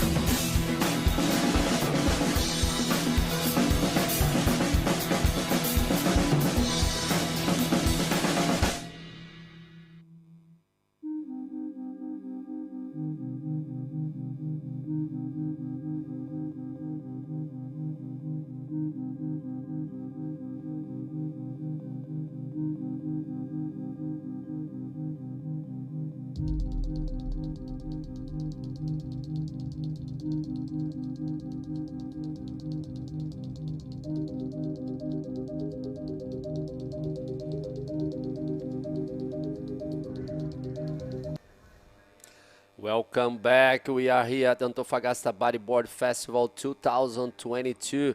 Today we have women's division. In my side I have the DROPKNEE champion, Dave Hubbard from Hawaii. Hi Dave, good morning. Good morning, Fabian, and what a great day it is for the women. This heat is going to be exciting. Alexandra Rinder, Begonia Martinez, and Valentina Diaz. This is going to be an awesome one, and we've seen some great action so far this morning, as well as a couple of upsets as well. Sari Ohara out of the competition, but we are going to be seeing some pretty awesome riding as we move into the quarterfinals after this heat, Heat 4, the last heat in round number 5. Yeah, we already had waves. Já tivemos olas surfadas. Valentina Dias na primeira ola foi 5 pontos. Acho que esta é a segunda ola de Valentina, 360 invertido. E foi isso. Begonia também pegou uma ola 1.5, camiseta amarilla. E Alessandra Rinde, uma ola também 1 ponto. The girls are start early this heat, huh, David? Like 3 waves already. Valentina got second wave already. So they want to be in the quarterfinals. Oh, of course, they're hungry. Of course, they're, you know, we're getting towards the pointy end of the draw, and they got this one last round before they're into one-on-one matchups. So, you know, in this heat, 2 can advance. So they know that there's a lot of opportunity to get in one of those advancing positions. From here on out, it's going to just be one rider advancing on from the heats. So I think they are trying to start very active. You know, there is waves to ride, and it's not always sure which ones are the good ones. So I think it plays into their favor to try to get a couple of scores. Let's take a look at Valentina Diaz. This was her nice roll off the top. I think this started off her campaign. This was potentially her first wave, coming in out of 5 points, putting her in that first position right now, while we see Alexandra Rinder waiting out the back patiently. She definitely wants to attack the lip out here. Yeah, for sure. Alessandra, she wants 10 foot, man. she was saying to me this, like, oh, I need big waves. She knows how to ride big waves. So now we see both world champions. Actually, they both are from Brazil. Maíra Viana just won the last heat, and Neymara Carvalho saying goodbye for this contest. How bad this is, like, not bad, but this is like new for everybody. Like, we have the 2 girls out of competition. The both girls was in the final in Kiki, and now they out of the contest. Neymara, that's right, and Sari. Wow, that's right. You know, it just kind of goes to show, as events move forward, it's not the same event. It's not going to be a replay. It's not going to be a repeat. There can be sometimes extremely different results as you move on in a series of events like we have here in South America. So yeah, very, very interesting that, you know, those two finalists from Iquique, they're out even before the quarters. They're going to be finishing with the equal 9th place here in Antofagasta and probably going to have their sights set on the Wahine Pro. Yep, for sure. A little bit Portuguese here. Valentina Dias em primeiro lugar nesta manga com 2 olas. Begona Martinez em segundo com 1 onda somente. E Alessandra Rinder com 1 onda também. Bateria ainda com menos de 20 minutos, muito tempo ainda. Essa é a 4ª bateria, lembrando que são 25 minutos contando as 2 melhores ondas. As atletas podem pegar até 12 ondas cada uma. Nice view from our drone, huh, Dave? Love the drone, of course. It's so great. The other day I was in the competitors area and I looked and I saw that, hey, there's logos on the sunshade on the roof above us, and then I realized it's for these drone shots. Okay, Alexander Rinder, nice wave, nice clean roll, but just doesn't ride out of it. Gets a little hung up. I think she was just a little kind of behind the wave's energy. Let's look at Begonia. Begonia in a small wave, but not too much in that wave. A Begonia ali tentando imprimir velocidade, mas a onda não deu possibilidade nenhuma para ela. A Alessandra Rinder pegou aquela onda, como o Dave falou, fez uma bonita cavada, mas não conseguiu completar. Sometimes it's very tough to make those rolls in that part of the wave, huh, Dave? Definitely, because you're usually coming from kind of a softer section into just a quick, heavy, kind of dumping section. So that makes that transition pretty challenging to find the right kind of trajectory through and out in front of it. It's definitely easy to get kind of stuck behind it. Here, Alexandra taking another attempt. Nice spin to start. Smooth little adjustment there as she wanted more, but that's about it. Un poco español por esta situación. Poco lento comenzando de esta manga. Hay 17 minutos restan. Valentina Díaz en primero. Hay en ola Begonia Martínez. Buena 360, pero no solo un rail. She just caught a rail. So it looks like she's going to be hustling back out to get another wave. Okay, I think we have an interview ready. Go, Arturo, interview. Oh, cuéntame, ¿cómo te sientes tras este triunfo? Eu estou muito feliz. Graças a Deus eu consegui avançar. Não só a Neymar, a Yaka Suzuki também, uma campeã mundial, a última ganhadora aqui, né, do BBF. Então eu sabia que a bateria ia ser bem difícil, era o foco total e graças a Deus eu consegui avançar. Increíble, mándele un saludo a la galera de Brasil, que seguramente que la está siguiendo. Eu quero mandar um abraço à minha família, ao meu técnico Léo Costa, a toda a galera lá do Brasil, meus alunos que eu tive que deixar lá para vir competir aqui. E graças a Deus estamos aí. E quero agradecer também meus patrocinadores, SA Ambiental, aí Carrio, todos os outros que me apoiam, estão junto comigo aí há alguns anos e vamos para cima. Adelante, Fabio. Gracias, Arturo. Nice interview with Maíra Viana. She grabbed 2 sevens, best wave so far for the day.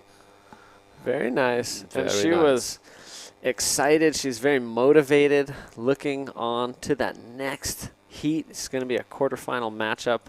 Alexander Rinder on this wave. Nice rollo to start off. Very smooth. Nice bottom turn into that next section. Goes for another rollo and completes it. This is going to be the best wave, potentially the best wave of the heat. I think it's right up there, but man, it gets so shallow in there, Fabian. It is so shallow. Seems to me today the girls are surfing at the end of the La Cupola wave, huh? Yeah, because the waves have really dropped off, so it needs to be a bit bigger for it to run in from that outside. So it's really just breaking on the most shallow part of the reef right now, which is that end bowl. And you know, it's offering multiple maneuvers. We did see, you know, Ayaka get that maneuver, four maneuver wave. You know, Alexander Rinder with 2 lip moves on this one. I think it's definitely contestable. There's still opportunity, but it is a little more challenging because it's just all isolated on that end bowl. Yeah, for sure it is. And Alessandra now in first position with a 5.5 in the last wave. Very nice. Great way to kind of get the ball rolling. En español, Alexander Rinder hay en primero ahora en 5.5, Valentina Díaz en segundo lugar y buscando para un ola aquí, un rema pero no toma esta ola. Begoña Martínez ahora en tercero. Vamos a mirar este barco. Hay pescadores de Chile aquí. Martina 1. Wow. This boat was built in 1818 and just still sailing the deep blue. Beautiful. I think that number it's like a code for the boat.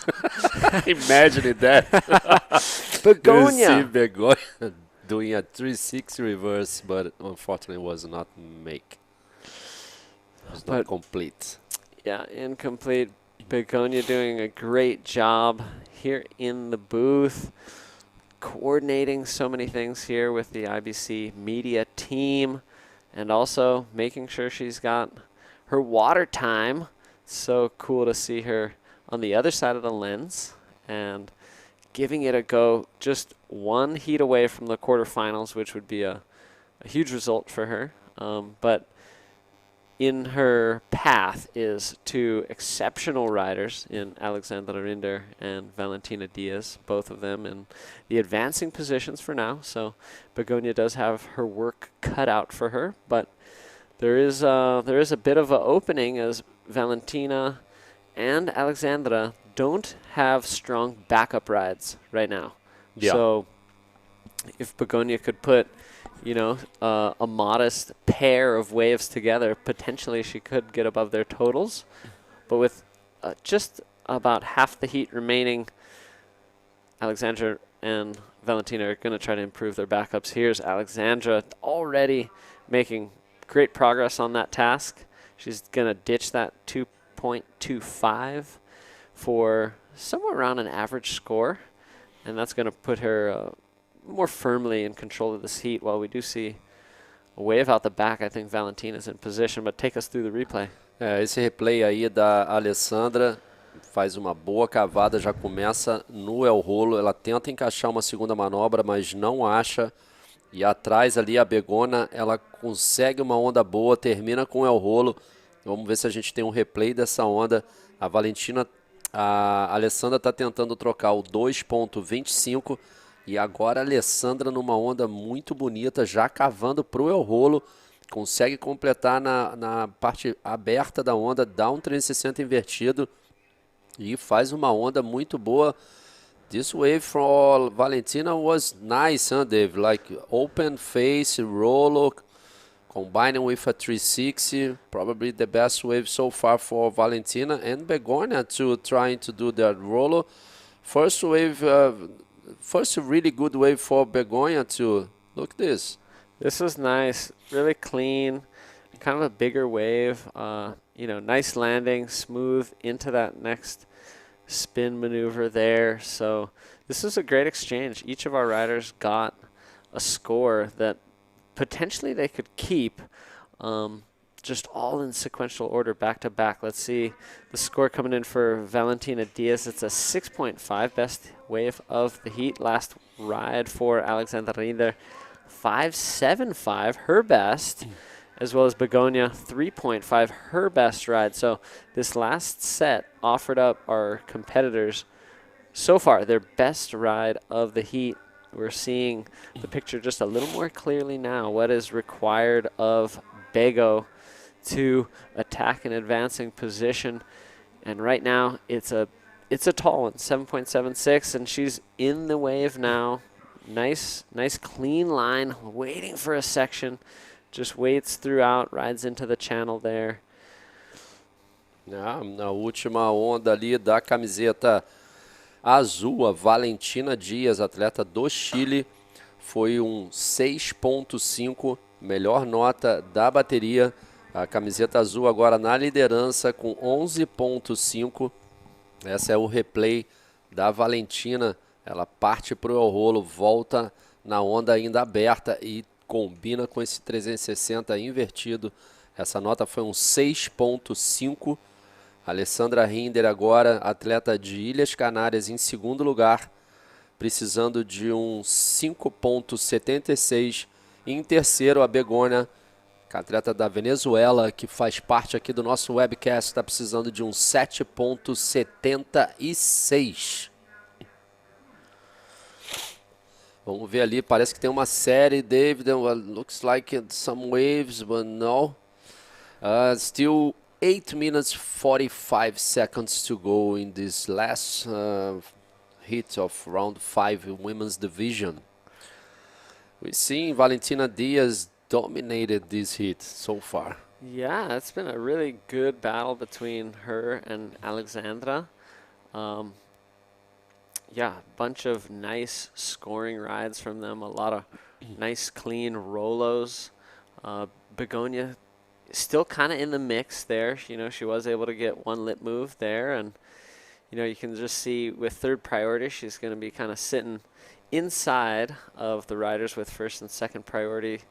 Riders will typically do that because there are scoring opportunities that sometimes are passed up by first and second priority. So we call it surfing under priority. And sometimes it can be really beneficial because depending on the heat situation, first priority and sometimes second as well, they're going to sit and they're going to hold it and wait for a set. They're going to wait for a big wave. They're going to try to improve their existing situation. And so what the under priority person can do is take advantage of smaller, medium-sized waves that are a little bit surprising when they offer bigger scoring potential than originally seen from the peak. Yeah, for sure. I agree 100%. In this heat, we have Valentina Diaz from Chile.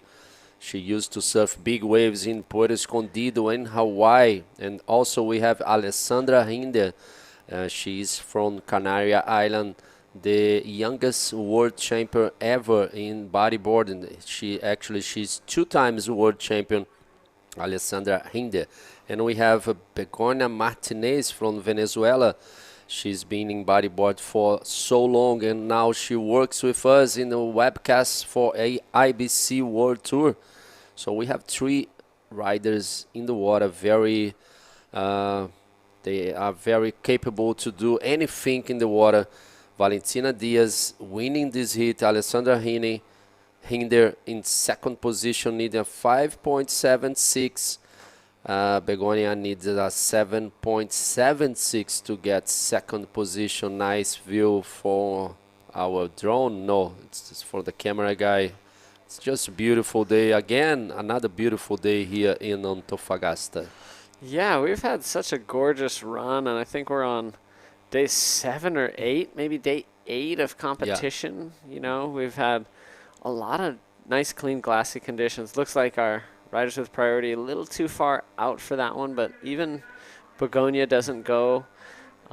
Just kind of didn't break in the right place, I guess. I do love this drone angle where you can really see the contours and the growth, the fauna that's growing on the bottom there. Yeah.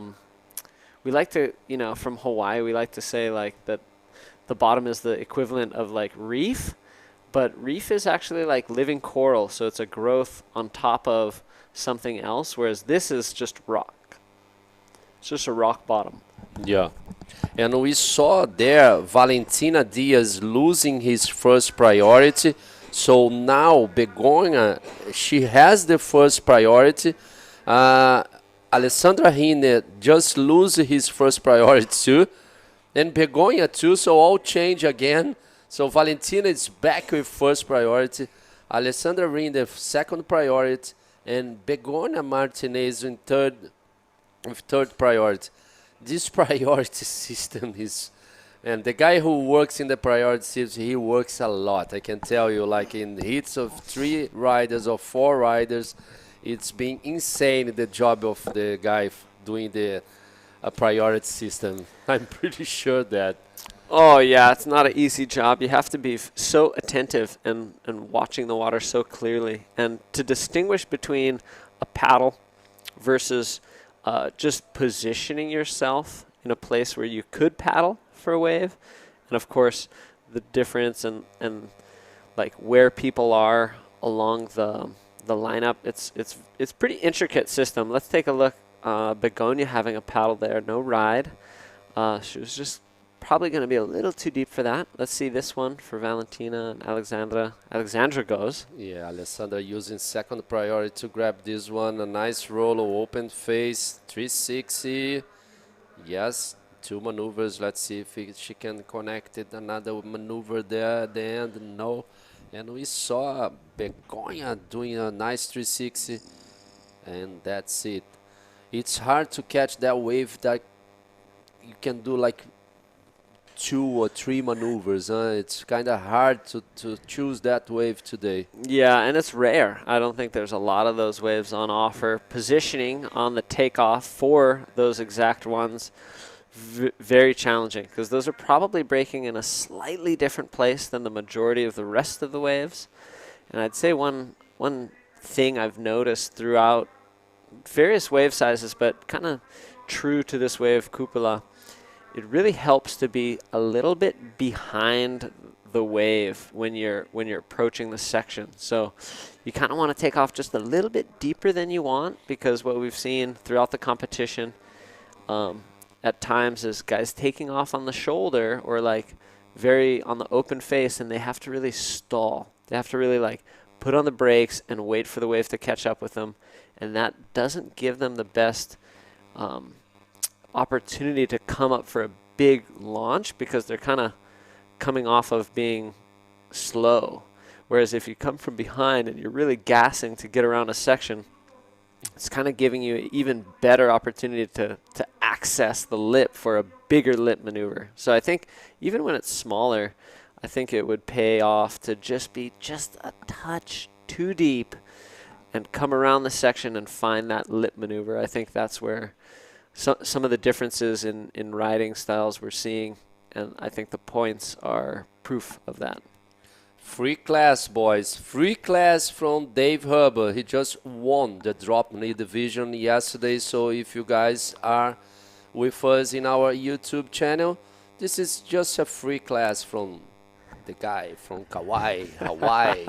He knows a lot of bodyboard, not only in prone, but in DROPKNEE and stand up too, huh, Dave? You love to stand up in a boogie board too? I love it.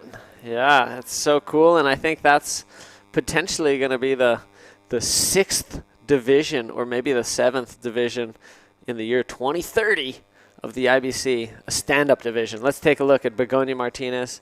Oh, just gets a little stuck there, and the wave just gets ahead of her. She finally gets to the channel with no moves offered, but 1 minute remaining. Solo 1 minuto restan para este manga, el último manga de ronda 5. Hay Valentina Díaz en primer lugar, Alexandra Rinder en segundo, Begonia Martínez a tercera.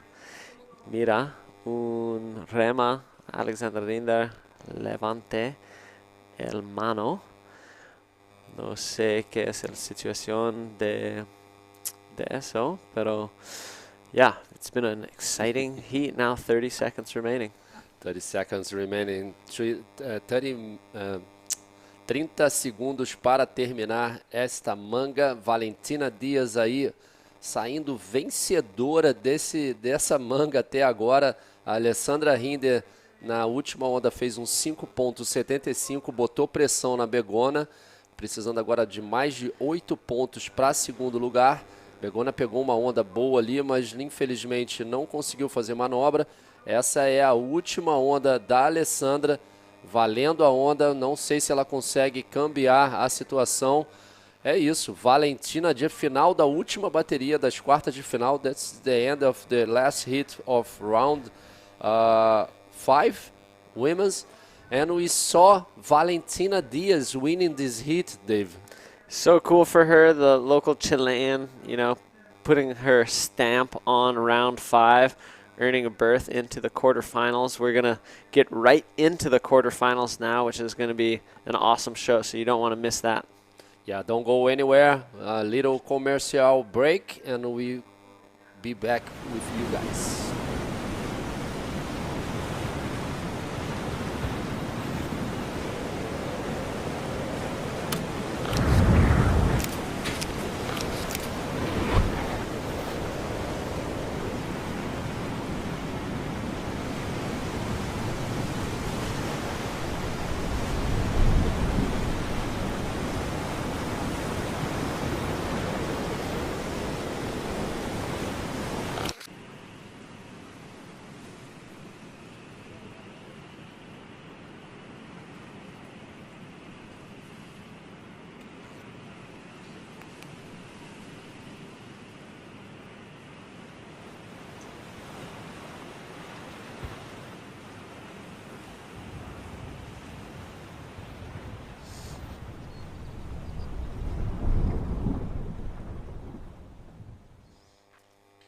Bem-vindos de volta ao Antofagasta Bodyboard Festival 2022. Hoje é o 8º dia de competição, um evento fornecimento do governo de Antofagasta e a BHP.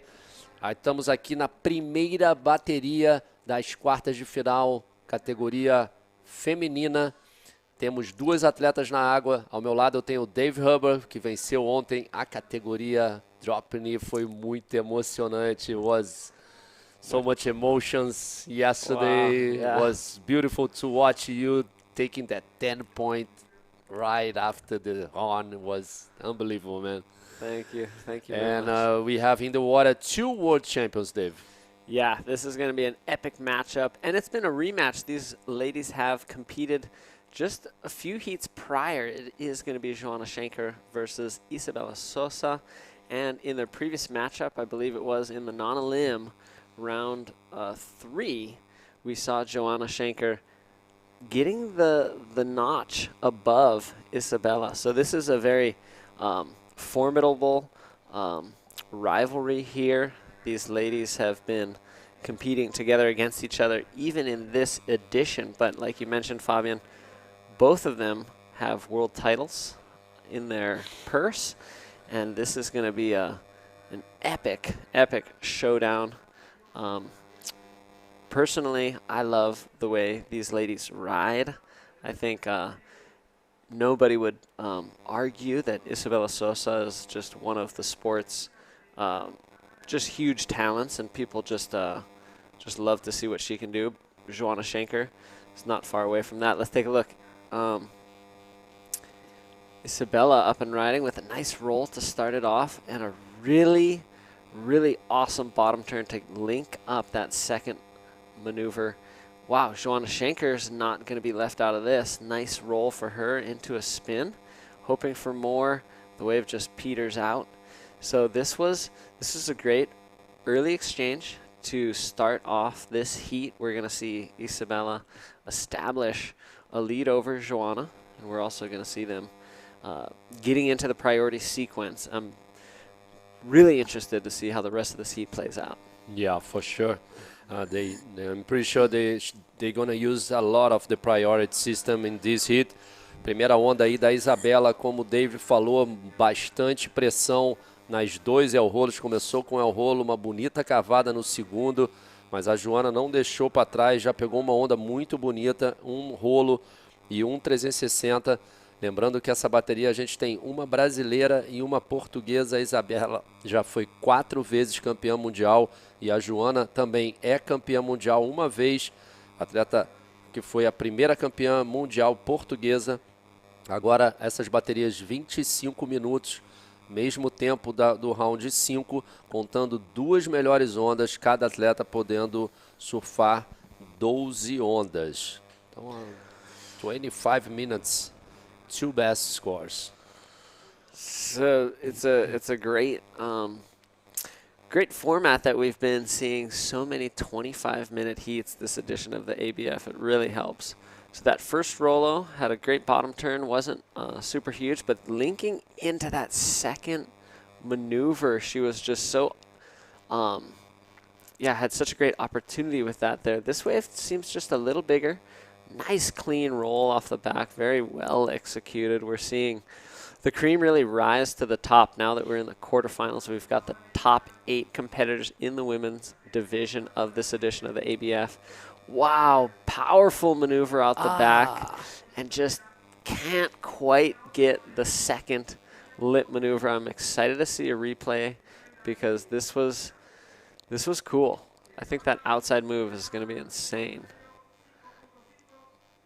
Joanna, nice carving 360 off the top there. She really wanted to get another maneuver there and felt as she went up, she was just too early. She wasn't going to connect with the lip at the right time. Timing was off there. So she just lets go of her board, kind of rolls over and swims back out to get into the lineup. Paddling through, just an obstacle course of water photographers. We've got such a great team getting such epic water images.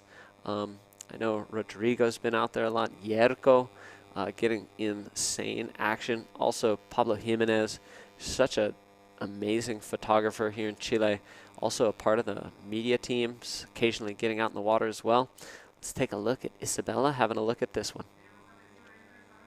Beautiful looking left, huh? Rolo, 360, throwing some water. Let's see if she can manage another maneuver, but no. That's it for Isabella. Actually, before this wave, this replay for Isabella, Joanna just got a 3.25 in the last wave. So Joanna is in the lead with 8.75. But so far, Isabella Souza has the best, have the best waves for this hit, 6.75, and we need to wait for this last wave of Isabella. Yeah, I think it's going to be enough to change the situation. I think we are going to see Isabella moving into that first place position. It's going to be, all these quarterfinal matchups are going to be so cool to see who's going to get on the podium. If you win this heat, you're on the podium. You're in the semis, you're in the top 4 finalists of this category. So this is like, it's such an exciting round to be in because you're 2 steps away from that final, but you're just 1 step away from a podium finish, which, getting on the podium, it's so meaningful, it's so great. It's just, it just feels so wonderful as a competitor. So yeah, everybody in this round is just 1 step away from the podium. Yeah, for sure. It's very important to be on the podium. Very important to show your sponsors and all the people who supports you. Então aqui, faltando 17 minutos para terminar essa bateria, Isabela Souza com a liderança e a Joana Schenker em segundo lugar.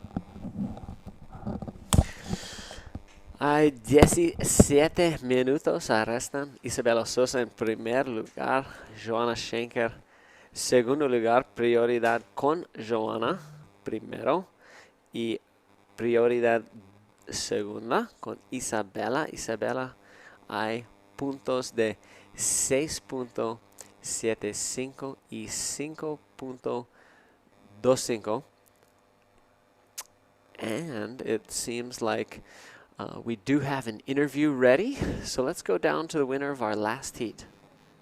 Last heat winner, Valentina Diaz. Was a nice manga. Buenaça manga, hein? Muito obrigada. Thank you very much. Como foi competir com 2 campeãs mundiais? Bueno, yo sé, Alex Rinder es una muy dura competidora. Ella surfea muy bien en izquierdas y ella es de roca, así que sabía que tenía que tener una buena estrategia, esperar las olas porque está un poco lento, pero gracias a Dios cogí buenas olas, gracias a mi tabla también que me encanta, Science Bodyboards, y nada, muy feliz. Y eso. E que podemos esperar na próxima manga de você? Voy a concentrarme en manga por ahora, hit por hit. Y eso, y quiero mandar un saludo a todos los que están mirando. Quédense mirando porque viene mucha más acción de las mujeres. Todavía estamos entrando a los cuartos de final. Gracias a todos. I want to give a big kiss to my boyfriend that is watching. And thank you to all my sponsors. Felicitações. I see you in the next round. Congratulations. Back to you, David. All right.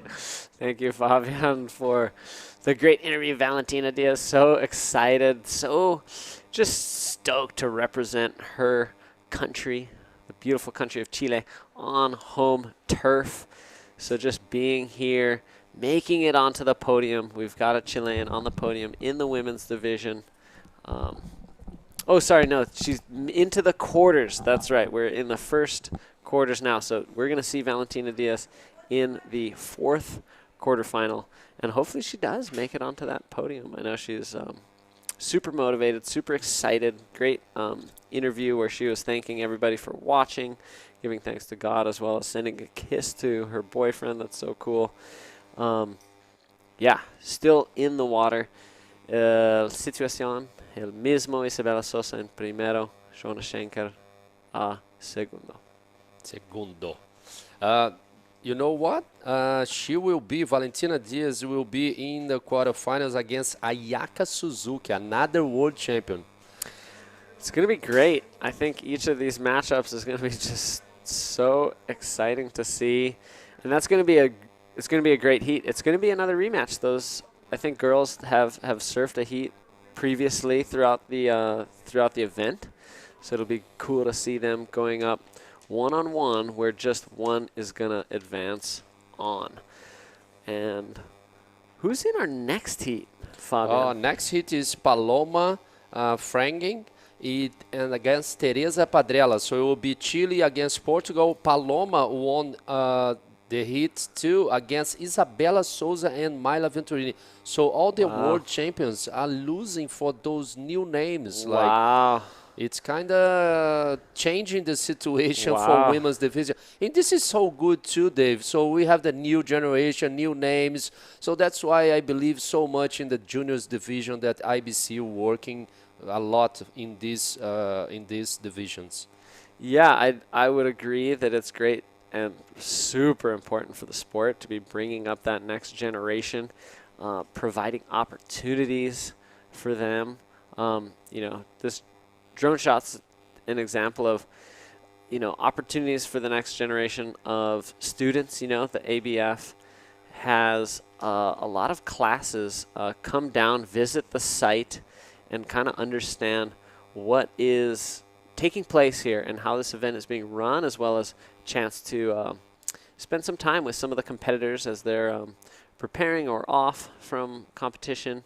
So, yeah, as you were saying, Fabian, the next generation, super important. It's great to see Teresa Padrella making a great campaign here in the ABF, now into a nice quarterfinal matchup against the local Chilean. That's going to be, I think each of these quarterfinal matchups are going to be really exciting. I'm hoping, like the last several days, we've seen the waves actually increase in size and consistency kind of mid-morning, midday. Have you kind of noticed that trend the last couple days? So yes. We've had some slow mornings. This morning, obviously it's the smallest, probably the slowest. I'm hoping we get a little uptick in the rest of these quarterfinals. Yeah, because we have the low tide today, 122. So that's why we've been seeing this. Like when the tide is kind of lowing, we have more waves. I'm pretty sure we're going to have a better condition for the quarterfinals, the next hits. And like you said, Ayaka Suzuki was against Valentina Diaz on round 3. And Ayaka won, and Valentina got third. She went to the repecharge, and now they are against each other again. Yeah, Valentina had to take the long way on that one. And hey, they wound up together in the quarters, and we're going to see where the dust settles in that heat and who's going to make it onto the podium. let's take a look. We got a bit of a paddle. Joanna Schenker, she's using her priority. Nice wave here, drops in. A lot of speed coming into this inside section, pulls in, but as Kupala's slightly notorious for just a bit of a clamp, a bit of a pinch, what that means is the barrel section at the end didn't allow a clean exit, and it pretty much shut out Joanna Schenker from exiting that barrel. So not going to be a big scoring wave. It's going to leave Isabela Sosa with priority, with the lead out the back. Muito boa essa onda aí da Joana, camiseta vermelha, atleta lá de Portugal, campeã mundial. Ela faz uma linha muito bonita, mas a cúpula aqui, às vezes ela faz isso, a onda ela fecha na frente da atleta. Infelizmente, a atleta lá de Sagres não consegue fazer esse tubo que daria talvez a liderança na bateria. Vou aqui dar um alô para vocês todos que estão aqui no nosso canal do YouTube, todos de Portugal torcendo para a Joana, muita gente aqui torcendo para a Isabela também.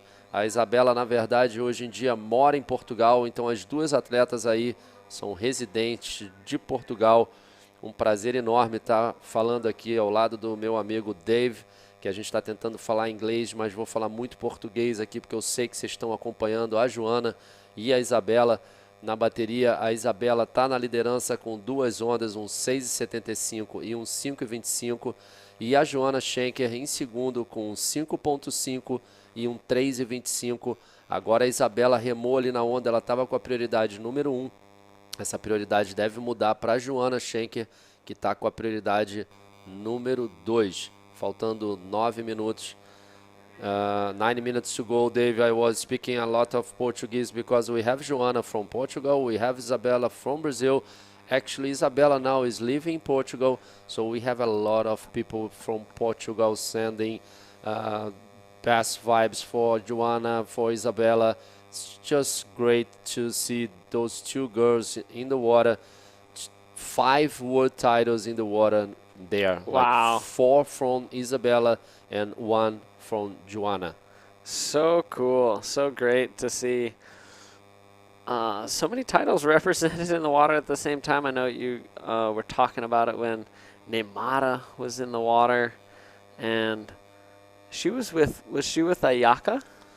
Yes, she was Neymara against Ayaka and Maíra. And Maíra won the heat against the 2 world champions. Yeah, so it's really, it is open, you know, when people have these world titles in their back pocket. It's a sign of past success, but it's not necessarily an indicator of future success. So, you know, to have people come up who don't have world titles and beat people who have them, yeah, it's totally possible because it's a really equal playing field out there. The ocean is no respecter of accolades. Let's take a look at Isabela up and out, surfing under priority there with P2, just having a look. Let's see if Joanna is going to go for this one. Nope. No. Pulls back from that one pretty quickly. Let's see if there will be a priority change or not. Yeah, let's wait because she paddled for that wave. Maybe she lost she lost the priority now. All right. Isabela in first priority and Joanna Schenker in second priority. We've been talking a lot for this priority, Dave, and we're gonna talk again now because it's very important to all the athletes, all the riders know the rule book. They need to read. It's not too much. It's not a big book, but they need to know the rules for the competition. No, absolutely. I couldn't agree with you more. I think, to be a competitor, especially these juniors, especially the younger riders entering either the men's or the women's division, they should definitely check out that rule book because this is a fairly new governing body. So the IBC potentially could have different rules than what you've been used to in previous organizations or what's happening regionally in your area where you came from. So it's for sure in everybody's best interest to understand what is the same, what's different, what is allowed, what is not allowed, how different systems work, and what Fabian's really pointing out here is that we are using a priority system. The system was built to provide fair conditions to all competitors. The system works exceptionally well in one-on-one matchups, but it can work in four-person heats. Oh, little look from Joanna, who's under priority. Yeah, she's trying to move, just trying to change that 3.25. So yeah, back to the priority system. It's, you know, the rules are there so that it's very clear to the people operating the system and clear to the riders when priority changes, how it's established, etc. There's Paloma on her way out. That was a really cool shot from the little lagoon, the little pond right there at the shore as she's making her way out into the lineup. Going to be representing Chile in the quarterfinals. One of the two Chileans in the quarterfinals. We've got Paloma and Valentina, both representing Chile, making a push. They want to get Chile on the podium of the women's division. So Chile definitely rooting for Paloma in the next round, as well as Valentina in quarterfinal number 4. Great wildlife shots around here. I've been super appreciative of all the wildlife. Something I really enjoyed yesterday was some seals. One of them actually caught a wave in the heat with me. Oh, let's take a look. I think Isabella's gonna go on this one. Nice bottom turn up into a clean roll. Could be more on offer. Nice carving 360, but just doesn't kind of regain forward momentum there. But definitely a good call for her to use priority, get a nice roll. You know, another thing, since we're keeping the free class going, Fabian, is it's okay to stay active in a heat, even if you're not improving your scores, because what it does is it kind of holds the level. It's the kind of term I use, is it helps everybody see what the scoring potential is in real time. If you wait like 10, 15, sometimes longer to catch waves, you kind of lose that perspective of what happened previously in the heat. Whereas if you're continuing to ride waves, even if you don't establish higher scores, you're continuing and keeping the same consistent scoring level. Perfect, David. Perfect. So, poquito más en español. Hay 3 minutos restan. Isabela Sosa en primero lugar. Joanna Schenker en segundo. Con prioridad primero. Hay un hola adelante. Okay, let's see if no takers, no paddle. Looks like it's going to be the same situation, kind of continuing on. And this has been an interesting matchup. You know, it has been just a little slow, but we are really hoping for that uptick. There's definitely waves on offer, so it's been, you know, it's been okay that the heat's been a little slow. These ladies have had opportunities for scoring. Joanna having a look at this one. This looks like a nice clean wave here. Nice bottom turn, tons of speed. Pulls up into the barrel, and again, just unable to find an exit. Wow, that barrel just doing the cupola clamp on the end, making it so hard to exit. Let's take a look. Isabella, will she go for it? Passes this wave up. Under 2 minutes now remaining. Yeah. Yeah, less than 2 minutes to go. Hein? Isabela na liderança ainda. A Joana ainda precisando de uma onda boa. Parece que o mar está dando uma melhorada agora. A última onda da Joana foi bem bonita aí. Oh, she wanted to get up to that lip and just had to accept that she was just too late on that section, just pulled up underneath the curtain. Kind of seemed like a plan B kind of there, as you could really see that her eyes were looking up towards that lip. She wanted to get up there. She wanted to get a big clean lip maneuver out. That's where there's a lot of points on offer. And she wasn't able to get it, but she got out the back quick. 1 minute remaining. Let's see if there's going to be a set to give her another opportunity before this heat clicks off. Yeah, she needs a 6.51. A Joana precisa de um 6.51. Pegou a última onda dela ali novamente, botando para dentro do tubo, tentando fazer aquele... Hoje, para fazer o tubo, ele está muito difícil, porque a onda está esfarelando, está fechando na frente das atletas. O mar está bem menor do que ontem. Ainda tem bastante onda, só está difícil de achar elas. A onda da cúpula é uma onda de 3 sessões. Então aí, faltando agora 20 segundos, parece que a Isabela Souza vai sair vitoriosa dessa bateria, hein, David? I think Isabela, it's... going to the podium, like you said. Yeah, Isabella on into the quarterfinals. We'll say farewell to Joanna Schenker, finishing up in an equal 5th position. Aí a Joana parabenizando a Isabela, 2 atletas muito profissionais, 2 atletas que moram em Portugal. Isabela brasileira, Joana portuguesa, 2 campeãs mundiais. A Isabela, primeira atleta classificada para a semifinal. Vamos para uns pequenos cortes comerciais e já a gente está de volta. Não vão a lugar nenhum.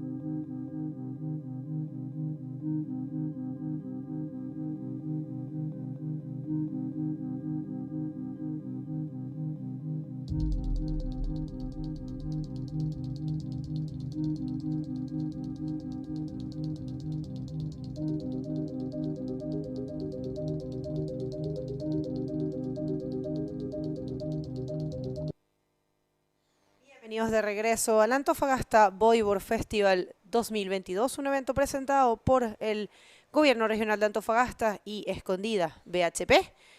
Feliz de estar de regreso en el agua. La segunda manga de cuartos de finales es Paloma Freigan contra Teresa Padrela. Ahí Paloma, que hizo un hit increíble en la primera ronda. Los octavos de finales. Y bueno.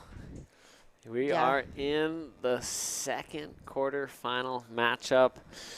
Like I said earlier, the cream is really rising to the top as we are seeing which of our ladies are going to be on that podium, which will remain standing to fight out to be the ABF Women's Champion of 2022. We got local Chilean Paloma Freigan and the young Portuguese Teresa Padrela.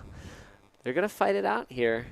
This is going to be a nice heat to watch. I think it's pretty evenly matched. I think we're going to see a lot of local knowledge, and you know, they do have different approaches to their riding, but both have been successful in their campaigns thus far as they've made it all the way here into the quarterfinals. I think this is going to be a really really good matchup. We're going to see whether it's local knowledge and some wisdom, or if it's just going to be young aggression that's going to win out. I've been really enjoying Teresa Padrela's journey up onto the World Tour. Pretty sure she came from Boogie Chicks, Catarina Sosa, mentoring so many young ladies in Portugal for many, many, many years. Really kind of was the first of its kind. When Boogie Chicks started, it was like the first kind of girls-only bodyboard club that was a bodyboard school, that was really just designed to teach and mentor women bodyboarding, and most of them young girls in bodyboarding from such a talented athlete as Caterina Sosa. So she's coming up from some great heritage. Let's take a look. Teresa Padrella having a look at this one. These ladies have gotten, it seems almost a little deep on the reef, and they're kind of readjusting their positioning now. We're seeing another wave come. There is no priority, so these ladies are kind of fighting to be deeper than one another to make sure they can access the wave. Paloma up and riding on this first ride. Nice bottom turn, clean. Gets a pretty cool roll and just doesn't quite get ahead of that section. So that's going to kick off this campaign. We're 4 minutes in and we have a ride. We have a priority sequence established. Así, gracias, Dave. Super happy to have you here. And, well, I'm coming back from there pretty defeated. I served really bad. I have to say I acknowledge it. It was very bad. I did very bad calls, and I know I have to say from my I would like to give my insight from there. Yeah, please. The waves are not bad at all. I'm telling you, there's some good ones. I missed good ones, and I think the girls are not gonna miss them, such as Paloma is taking in this one. She knows she has to mark the points. Vamos a ver, Paloma, que tiene una súper buena técnica haciendo esos giros al comienzo de la ola. Yo, la verdad, chicas, chicos, vengo de allá afuera. Yo surfeé muy mal. Esta es una de las veces que lo reconozco. Y viene aquí una linda ola para Teresa. Hay olas buenas allá afuera. Deciden no ir. En realidad las olas sí permiten, ¿ah? Sí hay olas buenas. No hay excusa.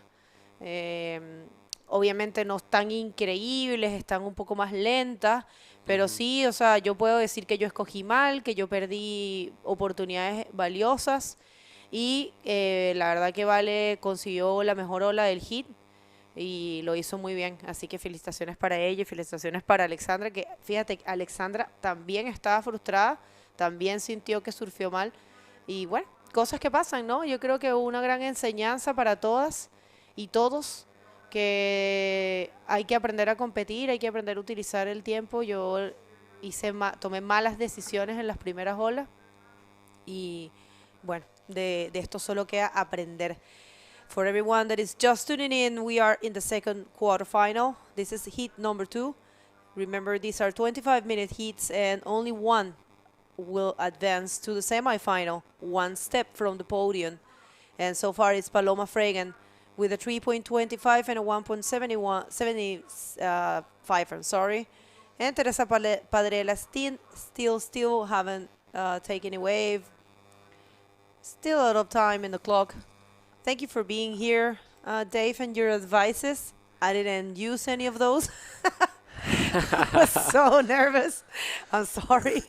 I was thinking about you out there, and I was like, I'm not doing anything that Dave told me, man. What's wrong with me? Well, it's, you know, competition is a tricky thing and takes a tricky way to handle the nerves. Mindset is so critical and important, and just kind of maintaining composure and calmness, which is why practicing heats, whether it's in regional contests, club comps, and that's why we're giving junior women the advantage of competing on the World Tour early with that division, is to get practice. Paloma Fragan, our heat leader, getting a roll, finding a little cut back. She's thinking about that inside section, no connection, but she does increase her distance over Padrella. She's going to have now two, probably somewhere in the 3 to 4 point range scores. These are going to be fair scores. So it's going to give Teresa something to aim at. You know, Teresa's going to have a good idea of what she needs to do after the dust settles from these scores.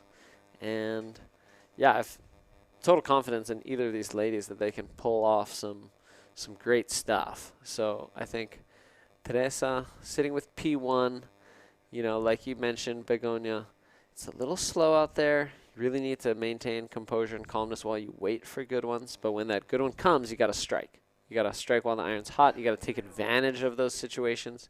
You, you can't just let all these opportunities go by because there's not many of them in each heat. So positioning for Teresa Padrella, super important to be in the right place when that wave comes in. Looks like there's a bit of a hustle as these riders try to get in position for this little lump coming through. Big paddle here from Teresa. She's up and riding. She slides in. Nice 360, very controlled. Flows into a reverse. Still controlled, thinking about that inside section. No connection. It's going to get her campaign started. Did see a score drop for Paloma, 4.25 for her last wave. Nice roll.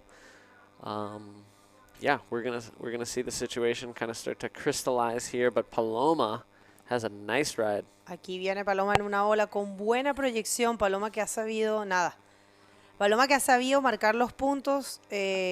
Cuando tú surfeas con ella en el día a día, Dave, ella es así. Ella surfea todos los días como si estuviera compitiendo y miran ahí una ola con proyección para Paloma, nada. Bueno, esta ola engaña, uno cree que tiene proyección, al final no. Pero eso, Dave, ella en regular basis, ella surfea como en competencia, día a día. Really? Y surfea todos los días del mundo. Wow. Ella, I was telling Dave that's the biggest score for Paloma, I think, so far. Oh, that's correct. And that's a replay. And this is a replay of last wave for Teresa. I really like her style. She's smooth. Right. And fluent. Yep, I agree. And yes, Paloma, when you free surf with her, she surfs every single day of her life. And every single session for her, it's a hit, man. She's so active. I have to say, I don't even know where she gets the strength for. I have to say, I do know. She is a total passionate for bodyboarding. I mean, beyond, sometimes even beyond my understanding. There's moments that she's feeling weak. She's got different injuries. She's got I don't know, things to do, but she's never gonna miss the session, man. She's always gonna be there, and she's surfing big waves. I mean, she's surfing El Baúl, she's surfing La Intendencia, Wow. Punta Dos, and not only surfing, like really barreling, performing ARSs, and radical maneuvers, and pretty active all the time. So that's why, I mean, it does makes a difference, you know, those kind of attitudes. Yeah, I think I know what you're talking about. I've been in the water with her, and she does maintain an intensity that is kind of unmatched by most of the other riders in the water, and it's hard to kind of keep that for so long. But we do have a wave. Hold with us just for a moment. Let's see if there's a ride. Okay, no ride. Let's go to that interview with our heat leader, previous heat winner with Fabian. First semifinalista da categoria feminina, Isabela Souza. Como foi La Manga? Bueno, hablo español. Bueno, voy a hablar un poquito de español y portugués. Yo quería agradecer a todo el mundo que está mirando ahí y dando fuerza a las mujeres. Y yo sé que está pequeño, pero sale olitas todavía. Y a lo mejor los próximos días, ahora que van a ser las otras mangas de mujeres, também vai ter como buenas olas. Tá muito feliz aí, né? Tô vendo semifinal. O que a gente pode esperar da Isabela? Bom, tô super feliz de ter passado. As condições estão tão difíceis, muitas séries demorando muito, então é difícil competir. Tem que mudar o chip, porque a gente estava com o chip de outro mar, né? Um mar maior, com mais ondas. E agora o mar caiu bastante. E agora é continuar o foco. O campeonato é para passar bateria e para ganhar. Então é focar aí no que tem para fazer, para passar mais baterias. E agora é competir a semifinal e bem também. As duas atletas que estavam na final de kick estão fora do campeonato. Isso abre chance, muita chance no ranking. Sim, eu estava, de certo modo, torcendo ali quando eu estava entrando na minha semifinal. E eu vendo a bateria da Sari, né? Eu também estava tipo, conheço a Sara, minha colega, mas também estava também olhando pelo ranking. E ela perdeu, a Neymara também perdeu. A Ney é uma grande amiga e logicamente eu vou querer que ela faça bem, mas olhando pelo ranking, sim, é uma boa notícia aí. Então acho que vai dar uma mexida bastante aí no circuito e vai deixar mais emocionante aí para as próximas etapas. Parabéns, a gente se vê na semifinal. Back to you guys, Bego and Dave. Fabian, thank you very much. Really insightful interview into, the opportunity that lies for the ladies now as first and second from Iquique are out of the event. It's going to open up that opportunity for the rankings. Teresa Padrella unable to get to the lip, has to settle for a spin there in the transition kind of front space of the wave. Gets to the shoulder and out. Teresa sitting with a 3 and a 2.5. Paloma Fregan with a 4.25 and a 3.25. Still very modest scores for the ladies in this heat. Let's take a look at Teresa. She's having a look at this. She wants to get to the lip. She knows she has to get a nice clean lip move to get those big numbers. So she does get a clean roll off there. It's probably going to be one of her top scores and potentially enough to attack Paloma Fregan's position. Maybe not like in and of itself, but maybe in the combination with another good ride. Let's take a look at Paloma. She's positioning for something coming in here. No, just 10 minutes remaining. But back to Isabella Sosa. I really admire her professionalism, her mindset. Let's take a look at this just quick roll there from Teresa. Pretty small wave, not a very critical section, but a complete lip maneuver nonetheless. Sí, a mí eso es por lo menos algo para marcar. Ahí entra 3.5. Los scores bajos, los jueces están tratando, yo me imagino, de dar la oportunidad de guardar algo por si sale una gran ola. Esta ola puede ser muy buena para Paloma, vamos a ver, tiene proyección, consigue el lip, le puede pegar el roll, lo combina muy bien, bien rápido. Una competidora activísima, Paloma, siempre con varias maniobras. Qué importante es practicar esto. Vamos a ver este replay, Dave. Yeah, nice clean roll there. Kind of does the roll underneath the lip. Spin to finish there. So I did notice that's kind of in Paloma's kind of technique. She does like to kind of roll underneath the lip as opposed to big rolls with the lip or in the lip. Of course, that's just what I've noticed in this event so far, but she definitely does some big lip maneuvers from time to time. It's great to see her kind of continue to improve her scoreline, 5.75 now, and a 4.25, giving her a total of 10 points. That means Teresa's got to come up with 10 points some way, somehow. Paloma having a look, but it's Teresa who has priority. Kind of shuffling on the back part of her board just to find out how to get a good line on this one. Has to settle for spins again. That's not going to be what she needs to, get ahead of Paloma. Paloma's focusing on those rolls, which is getting her into that average range of score lines. Several spins on the open face will keep you kind of in that poor to fair range, but to really move into the average, move into the good range, you're going to need to make some contact with the lip. So that's kind of what we're seeing. Así es, y si estás recién sintonizando, déjanos saber desde dónde estás, podemos leerlos aquí, podemos leer sus comentarios. Si estás sintonizando, ¿a quién le vas en este campeonato? ¿Quién crees que puede quedarse con el título de campeona del Antofagasta Bodyboard Festival 2022? Las olas bajaron un poco, pero de verdad les comento que hay unas olitas, hay posibilidad de hacer maniobras. Ahora estamos en presencia del segundo hit, la segunda batería de la categoría femenina. Es Paloma Fregan, local, que ha dado mucho de qué hablar, Dave. Está surfeando increíble, está surfeando como si estuviera sola en el free surf, ¿eh? No, she's a competitor even in the free surfs, for sure.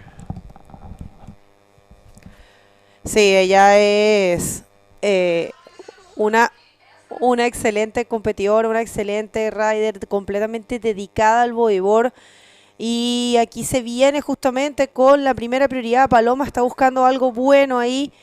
La ola que no le ofrece, la ola de verdad pareciera que le ofrece, pero mira, bien activa, una combinación de giros para ambos sentidos. Y vamos a ver ahora, viene Teresa, que sabe que tiene que marcar algo, se está acomodando para buscar el rolo.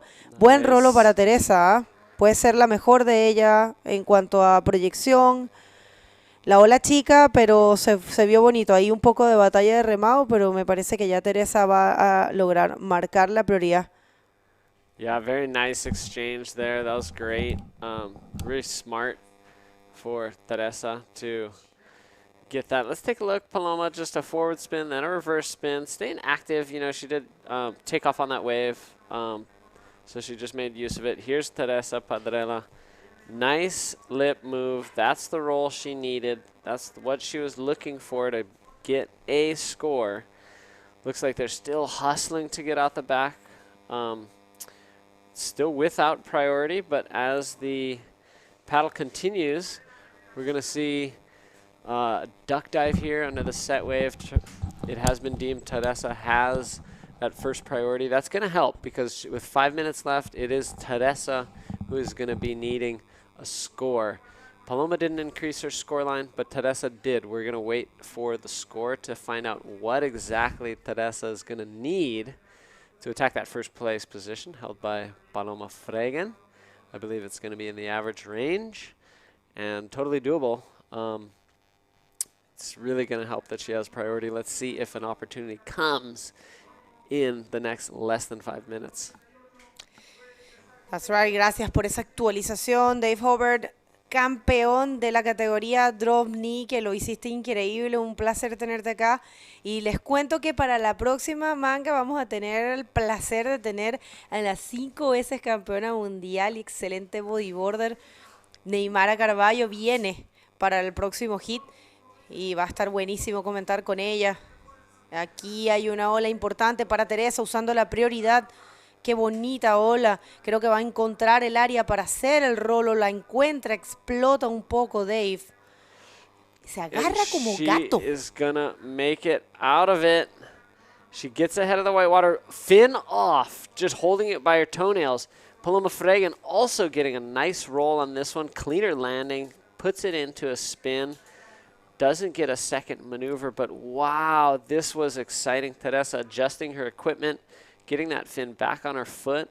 That's going to be her best wave. So Teresa kind of going from strength to strength. Her last 2 rides were her best rides of the whole heat. Paloma Fregan able to kind of hold on to some of her momentum. Probably going to have her second best score coming in. We're excited to bring you those scores once they drop. But the situation is really heated up here in the final moments of this heat as, yeah, there's a podium on the line, and these ladies are definitely battling for it, boogie boarding their hearts out. De hecho, mira dónde están los fotógrafos y mira dónde Teresa termina. Teresa tomó las olas. Yo, fíjate, ahora que lo veo, orgullosamente no quería ir hasta esa sección porque me sentía tonta, pero mira qué bien, qué buena decisión, Dave. Take us to this replay. Really clean contact with the lip, but the landing was not clean because she couldn't get ahead of that explosion, caught up with it, but did do really well to manage to fight her way in front of that. And you can see her just barely holding on to that fin with her toes. Wow. Here's Paloma. Aquí viene Paloma. Esta es la repetición de la ola que estábamos, buena ola en el labio. Acuérdense que no hemos tenido muchas maniobras en el propio labio y Paloma la logra completar y además continúa con un giro de 360. Puede que esta también sea muy buena ola para Paloma. Estamos esperando importantes scores para ambas. Atención, fíjate, Dave, la última ola de Teresa fue de 6.25, un excelente score para Teresa, pero aún no consigue la primera posición. Teresa ahora está necesitando de un 5,01. Wow, se le pone ahora sí un poco más difícil a Paloma, porque un 5,01 es bastante poco para una competidora con el nivel de Teresa Padrela. Vamos a ver qué puede pasar. Hasta ahora es la chilena Paloma Freigan, que lo ha hecho muy bien, marcado buenos puntos importantes. Estamos esperando que caiga la última ola de Paloma también. Una ola buena más para Paloma. Falta una nota, Dave, la de Paloma, la de la última ola. Puede que aumente la diferencia con Teresa. Wow. Yeah, this is really heating up, getting exciting. A minute left. Paloma used her priority she had over Teresa, leaving the door open in this last minute. Teresa is going to have first choice of anything that comes in this next minute. She does need a score for sure. Let's see, Paloma, did she increase her score line? Doesn't look like she did. Let's take a look. Teresa having a little paddle there. Some lumps behind. Will they arrive in time? Wow, Teresa's hustling. Seems like she might get something here. It's a very exciting, very crucial wave of the heat. Teresa's going to have to go to the lip. Nice bottom turn here. Gets a nice roll. She's continuing on through. Nice smooth spin. Teresa que está buscando un 5,01, son los últimos segundos, Dave, disculpa por interrumpirte. Y viene otra ola de Paloma que logra ese rolo. Teresa buscando un 5,01, señores y señoras, puede ser la última oportunidad. Teresa tuvo una ola con una buena forma, no sé qué va a pasar, Dave. Estamos en momentos cruciales, no nos vamos a ir todavía a cortes comerciales, estamos esperando la última ola de Teresa Padrela. No ha caído la última ola. Ella está buscando un 5,01. Attention, we are waiting for an important score for Teresa. I think we're not going to go to commercial break. Let's see if she's going to change the situation. She's looking for a 5.01 after that wave. And I don't know what's going to happen. No sé qué pueda pasar, Dave. Yeah, super exciting finish to this heat. That was intense. Both riders pushing the limit all the way up until the end, and just no fue suficiente, Dave. Wow, not enough. Comes in at force in the 4-point range. She needed a 5, and wow, woo, that was exciting. Eso fue un momento de tensión, yo creo, para todo Chile. Y última ola de Teresa Padrela, 4,9. No fue suficiente para tomar la primera posición. Dave, muchas gracias por acompañarnos. Se viene Neymara Carballo aquí para acompañarnos en la próxima manga. No se muevan, vamos a unos pequeños cortes comerciales y ya volvemos con más de las chicas en el Antofagasta Bodyboard Festival 2022.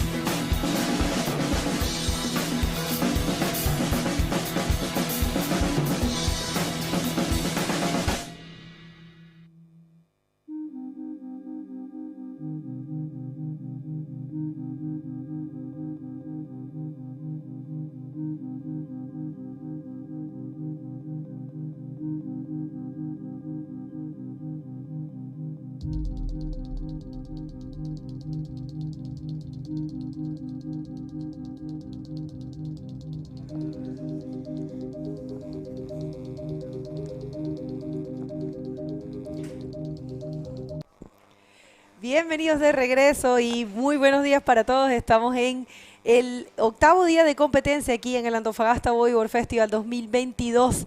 A mi lado el placer de tener a Neymara Carballo, pentacampeona que viene de quedar segundo lugar en Iquique y muy buenos puntos. Neymara, ¿cómo estás? Bienvenida. Muy bien, gracias, Bego. E olá a todos aí. Estou muito contenta de estar aqui com você. Pode falar português, não tem problema. Pronto. Fala, galera, todo mundo que está acompanhando aí da internet. Não fui muito bem na minha bateria, faltou uma notinha ali, mas estou super contente de estar aqui fazendo o que eu mais amo na vida e estar vivenciando isso aqui junto com a minha filha também. E bora comentar esse hit aí, que tem gente boa na água. Tem gente boa, com certeza. Quem temos en el agua, Neymara? Maíra Viana, minha conterrânea, Maíra é carioca, mas mora no Espírito Santo, é radicada no Espírito Santo há muitos anos, já treinamos bastante juntas, minha amiga brasileira, e a Alejandra Rinder, que é a nossa campeã mundial também, super maneira, gente boa, adoro, era a mais nova do circuito, agora vem as júniores aí, Sim. então tá uma guerra aí, ela tá dando cascudo nas meninas mais novas. Así es. Y bueno, if you're just tuning in, we are in the heat number 3 of the quarterfinals. Today we are planning to run only the quarterfinals. This will be the last. I mean, with this we hit, and the next one will be the last for the day. Conditions have dropped a little bit, but there's still some waves. And in the water, Alexandra Rinder from Canary Islands and Maíra Viana from Espírito Santo. Well, like Neymara was explaining, she was from Rio. She's living in Espírito Santo. Yes. And it looks like a nice set is coming. I have a few questions for you, but let's see if Maíra... Boa onda o que pra você Maíra, acha? hein? Acho que é boa onda para Maíra. Ela que está muito focada, a gente vê no olho dela. Ai, não deu. Mas acabou de começar a bateria, tem muita coisa pela frente, né? Eu estava falando, a Maíra, ela é uma atleta exemplar para mim, sabe? Ela treina muito, é muito dedicada, tá com foco. E agora, na onda, a Alejandra... Ah, não, é a Maíra, gente. Ó, botou para dentro no tubo e infelizmente não saiu. Calma, Maíra, vamos que só o começo, vamos embora. Competir contra a Alejandra numa esquerda e uma onda assim, fundo de pedra, nem sempre é agradável, porque a Alejandra é uma competidora também exemplar e ela gosta dessa onda da esquerda, né? Gosta de onda forte. Então a Maíra sabe muito bem disso e vai usar todas as fichas que ela puder para sair vencedora dessa bateria. Maíra também, que gosta muito e surfa muito bem a onda esquerda e é treinada pelo marido, né, Léo Costa. Que é forte, não? Muito forte. Léo, que foi tricampeão brasileiro já de bodyboard, profissional exemplar também, profissional de educação física e treina muitos atletas. E é isso, a gente tem uma bateria dura pela frente. O mar abaixou um pouquinho, né, Bego? Abaixou, mas se a gente comparar com qualquer outro evento por aí pelo mundo, a gente tem ondas, dá para apresentar um show aí y as meninas están queriendo, ¿no? Vamos a ver. Así es, y Neymara, yo necesito que tú le cuentes a la gente, yo sé que hay muchísimas mujeres ahora conectadas, bodyboarders del mundo. Cuéntanos un poco acerca del Acerol Mittal Guajine Bodyboard Pro, por favor, porque yo tengo una emoción tan grande por ese evento. Y estamos con un grupo más o menos grande de chilenas que vamos a ir, ¿ah? Quase 10 chilenas. ¿Viste? Sí, es muy bueno. Yo estoy muy contenta. No sé si hablo... Habla como tú quieras, en lo que tú quieras. Bom, vou tentar um portunhol aqui, então. É a primeira vez que estou à frente de um evento mundial em Brasil, em meu estado, Espírito Santo, e estava planeando este evento antes de pandemia, pero não foi possível, e aí lo transformei em uma etapa de circuito brasileiro, e agora sim vamos à primeira etapa em Brasil de um evento mundial solo feminino. E eu estou muito contenta que meu patrocínio oficial, ArcelorMittal, é o principal patrocinador também desta etapa. E estou preparando muitas surpresas para as chicas. ¡Qué emoción! Vamos ter um evento, sim, muito bem pensado para as chicas, sabe?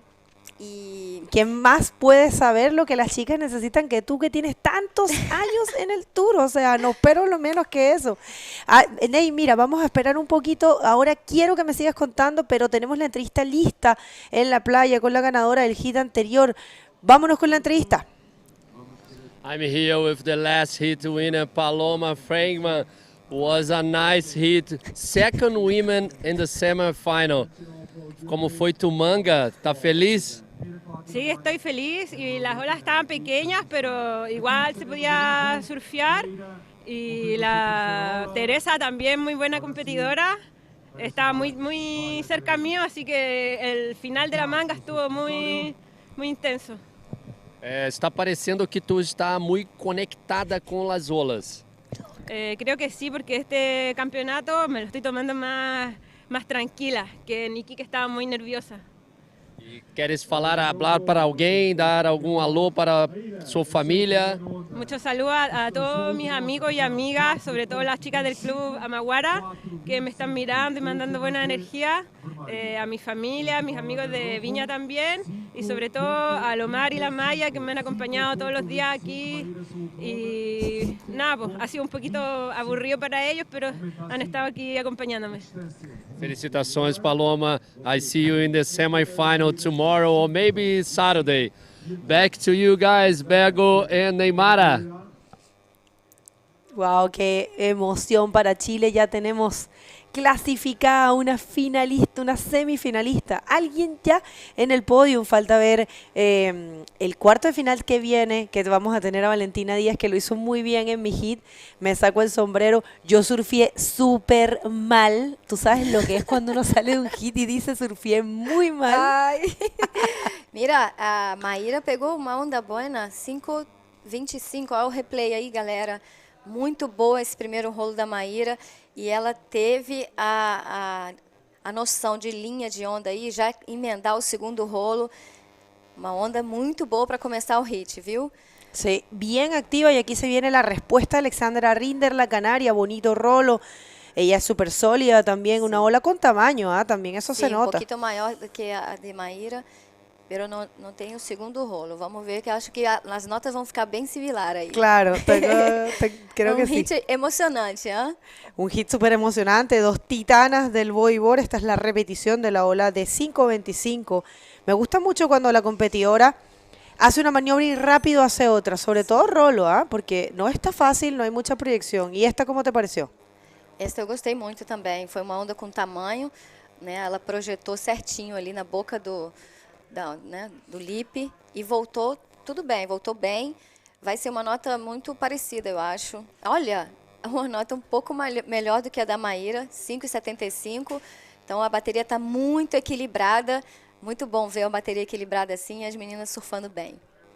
Así es, que mira lo que es la voz de la experiencia. Ella supo de una vez que las notas iban a ser muy parecidas. Neymara dijo, seguro van a estar muy cerca, y ahí está, 5.75 para la canaria.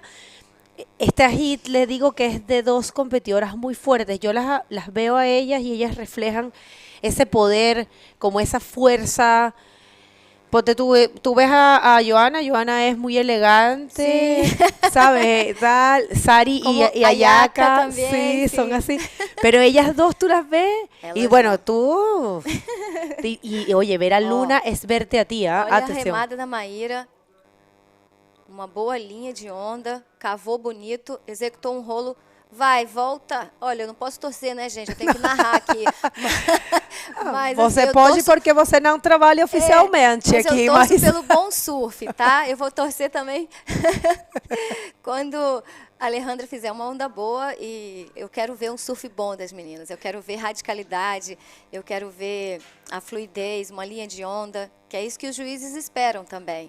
Claro, é isso que elas também podem fazer, sabe? Elas sabem como, tem como. Claro. Mas, Bego, você estava falando do foco. Eu acho que elas são, assim, é um estilo... Olha a onda da Alejandra, um rolo, uma boa projeção, emendou com 360, vai estar bem equilibrada. Están repartiendo, están haciéndolo como una toma una, la otra, la respuesta automáticamente. O replay. Muy buena. También para Alexandra Rinder, este va a ser el score de respaldo que necesita la canaria. Essa onda, ela é bem misteriosa, né?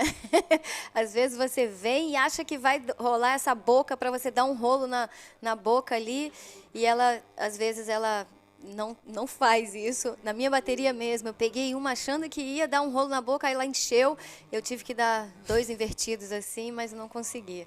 E quando veio a onda, eu errei a última. Então, a culpa foi só minha mesmo, de ter saído desse campeonato en 9º lugar. Muy bien, Neymara. Mira, yo pensé lo mismo. Yo venía entrando y vi esa ola que no tomaste. Sí. Esa hubiese sido la diferencia. Sí. Pero está bien que lo veas. Imagínate, tantos años de experiencia, yo sentí lo mismo. Me dijeron, salí y me dijeron, las olas están malas. Dije, no. La culpa la tengo yo. Claro, claro. E os títulos que eu tenho não me credencia a ganhar todas as baterias, Exato. entendeu? A gente erra também. Então, essa bateria, eu errei a última onda, veio para eu poder ter potencial de virar, mas não era para ser. Então, eu estou assim, super satisfeita com o início do circuito. Olha lá, mais uma onda da Alejandra, tá on fire, hein? Outro rolo na boca, tá vendo a linha de onda? É isso que os juízes esperam, uma velocidade, uma cavada boa, uma projeção y un rolo bien ejecutado. Si es, entonces termina contándonos un poquito. Aquí es la repetición, espera, vamos a verla. Ella tiene ese botón bien marcado, no se le sale a ella para nada la tabla. Creo que Alexandra cae siempre, todas las maniobras, los rolos. No sé si puedo recordar alguna vez que no cayera. Cambia la situación. Ahora está primera con un 5.25 y un 5.75. Mayra necesita poco, solamente un 5.76, completamente posible. La vimos en el hit anterior poniéndose un score altísimo. Sí. Ella fez um 7 na minha bateria. E faltam 12 minutos e 25 segundos, tem muito tempo de bateria.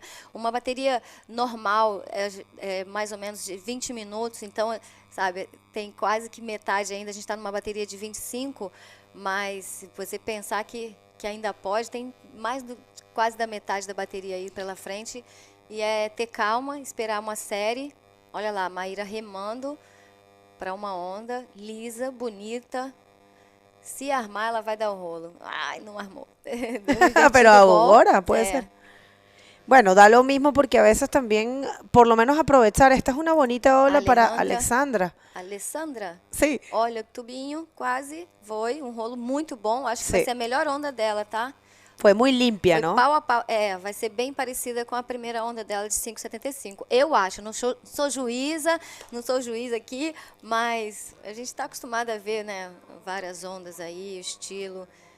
Bueno, un evento único para las chicas. Se viene, vamos a ver esta ola. Ella entraba en ese poquito tubo, pero decidía no frenarse y usar esa fuerza, esa forma del tubo para pegarle. Ese fue uno de mis errores. Yo vi un tipo tubo y tipo, porque de verdad es como tú dices, bien extraña esta ola. Me frené y ¿a dónde? No era tubo nada, tenía que haberle pegado justo ahí. Pero Dios mío santo. Ai. Cuéntanos un poco eso. Então, sabe... La sorpresa. Tá. Tira algo, alguna novedade. Vou contar. Sempre quando as meninas saem da água para surfar, né, competir e tal, você fica com o cabelo meio, né, esquisito, assim. Você tem que se cuidar, tem que ir lá, passa um creminho, alguma coisa assim para ficar mais apresentada, né? Então, no ArcelorMittal Arrini Bodyboard Pro, a gente vai ter um espaço beauty. Um espaço com a lavagem do cabelo, vai ter manicure, a gente vai Não também... acredito! Sim. Vamos ter uma moça especialista em tranças, sabe aquelas tranças boxeadoras? Mentira! A gente vai poder fazer um penteado. E é isso, essa é uma das Uma das novidades. sorpresas, no. Ay, yo tengo que traducir esto al español. Una de las novedades, miren, esto está hermoso. Atención, se viene una ola para Alexandra Rinder. Ya les voy a traducir una de las sorpresas que nos tienen en el ArcelorMittal. Wow, ¡Claro! Muy buena, muy buena. Yo sabía que le iba a hacer. Ella dijo, tengo que sacar todas las herramientas para este hit. Un RS para Alexandra Rinder, que quiere cambiar una de esas notas. Ya había cambiado una, fíjate, con esa bien buena del rolo. 6,75, aquela outra que eu havia falado também. E agora com um RS, que é uma manobra progressiva, né? As meninas, eu não tenho visto muito as meninas fazerem nesse campeonato ainda. Então a Alejandra está colocando... Está puxando o nível, né? Puxando o nível da categoria feminina. Ela que é super radical.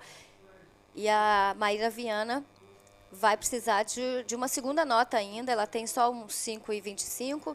Agora vai precisar de uma nota para entrar novamente na briga aí pelo primeiro lugar. Wow, bueno, excelente para Alexandra, estamos esperando ese score, pero bueno, quiero traducir esto porque no se lo pueden perder. Para el ArcelorMittal Arrini Bodyboard Pro, vamos a tener un área de belleza para que las chicas que siempre salimos todas desordenadas, con el pelo todo salado, un mechón para un lado, otro para el otro, no. Aquí vamos a tener a alguien que nos arregla el pelito, las uñitas. Wow, yo creo que va a ser una experiencia increíble. Y esa es solo una de las tantas sorpresas. ¿No las va a decir todas? Até la final da segunda ronda aí, la quarta ronda, eu digo mais uma surpresa. ¿Tá bien? Las va a ir tirando de cuentagota. Bueno, recuerden, este es el hit. Este es el hit número 3 de los cuartos de finales y nosotros estamos en presencia del último evento en Chile, fueron 3 aquí en Chile, son parte de lo que es la pierna suramericana de la IBS World Tour. De aquí nos vamos a Brasil para el Itacoachara Pro, que es un evento solo de hombres, y después para el Acerol Mittal Wahine Bodyboard Pro, una ola más para Alexandra Rinder, que está on fire. Sí, es un rolo. Muito boa a onda. Sí. Ela tá com vontade, hein? Vambora. É um surf muito fluido, muito lindo. Quanto que a Mayra tá precisando agora? Mayra ahora necesita un 7.26, ¿ah? No es imposible, pero igual... Na última bateria ela fez um 7, então tudo pode acontecer. Faltam 7 minutos e 30 ainda de bateria. Tem muita onda para rolar ainda nesse campeonato aí, nessa bateria. Mayra, que é muito focada, como eu disse no início da bateria. A Alejandra também. A Alejandra está crescente. Isso é muito legal, sabe, Bego? Sim. A bateria, ela começou com uma nota 5,25, depois 5,75 no caso. Depois ela veio, né, aumentando a sua nota. Mostra que ela está com muita vontade de não deixar escapar esse primeiro lugar aí. Bueno, hay mucho en juego, ¿ah? No solamente hay muchos puntos importantes en juego. Ella en Iquique, Alexandra quedó, si no me equivoco, quinta, perdió en los cuartos de finales, ¿o no? Sí. Perdeu para mim. Pues sí, perdió para ti tú. Sí. Y claro, ahora tiene una gran oportunidad de marcar buenos puntos. Tú quedaste novena aquí. Aquí viene la respuesta de Mayra Viana. Olha, buen rolo en la boca. Com tamanho, sí. Rolo bem executado. Vamos ver o que os juízes acham dessa nota da Mayra. Ela que está precisando de 7,26, é isso? Olha, eu gostei dessa onda, viu? Foi radical. Tamanho, foi radical. A bateria está aberta, galera. Deve ter alguns alunos meus aí no comentário vamos mirar. Que eu falei para eles que eu estava vindo para cá, que você tinha me convidado. Olha a onda da Alejandra. Fue buena también, ¿ah? Foi muito boa. Están saliendo olas buenas. Vamos a ver, if you are tuning in, si estás sintonizando, quieres mandar algún saludo para Neymara Carballo. Está, por supuesto, el Instituto Neymara Carballo conectadísimo. Qué maravilla de trabajo, qué orgullo deben sentir con Gui. Ai, sim, que lindo. Esa pulguita. Gui e todos. Gui, temos os 4 alunos do Instituto acá, que é minha hija, né, Luna, Bianca Simões, Paulo Galati e Guilherme Montenegro. Os 4 que conseguiram vir para cá estão dentro do evento, na categoria júnior masculino e feminino. E a gente tem muito evento para rolar ainda. Catarina Souza já está inscrita. Ah, Catarina Souza vai de Portugal para a categoria Master. Isso me tiene emocionada. Wahine Bodyboard Pro, Catá. Muito linda. Catá, que é uma grande amiga, já viajamos tantos juntas. Virou uma exímia treinadora, né? E formadora de grandes atletas aqui para o circuito mundial. Catá, vai ser lindo revê-la.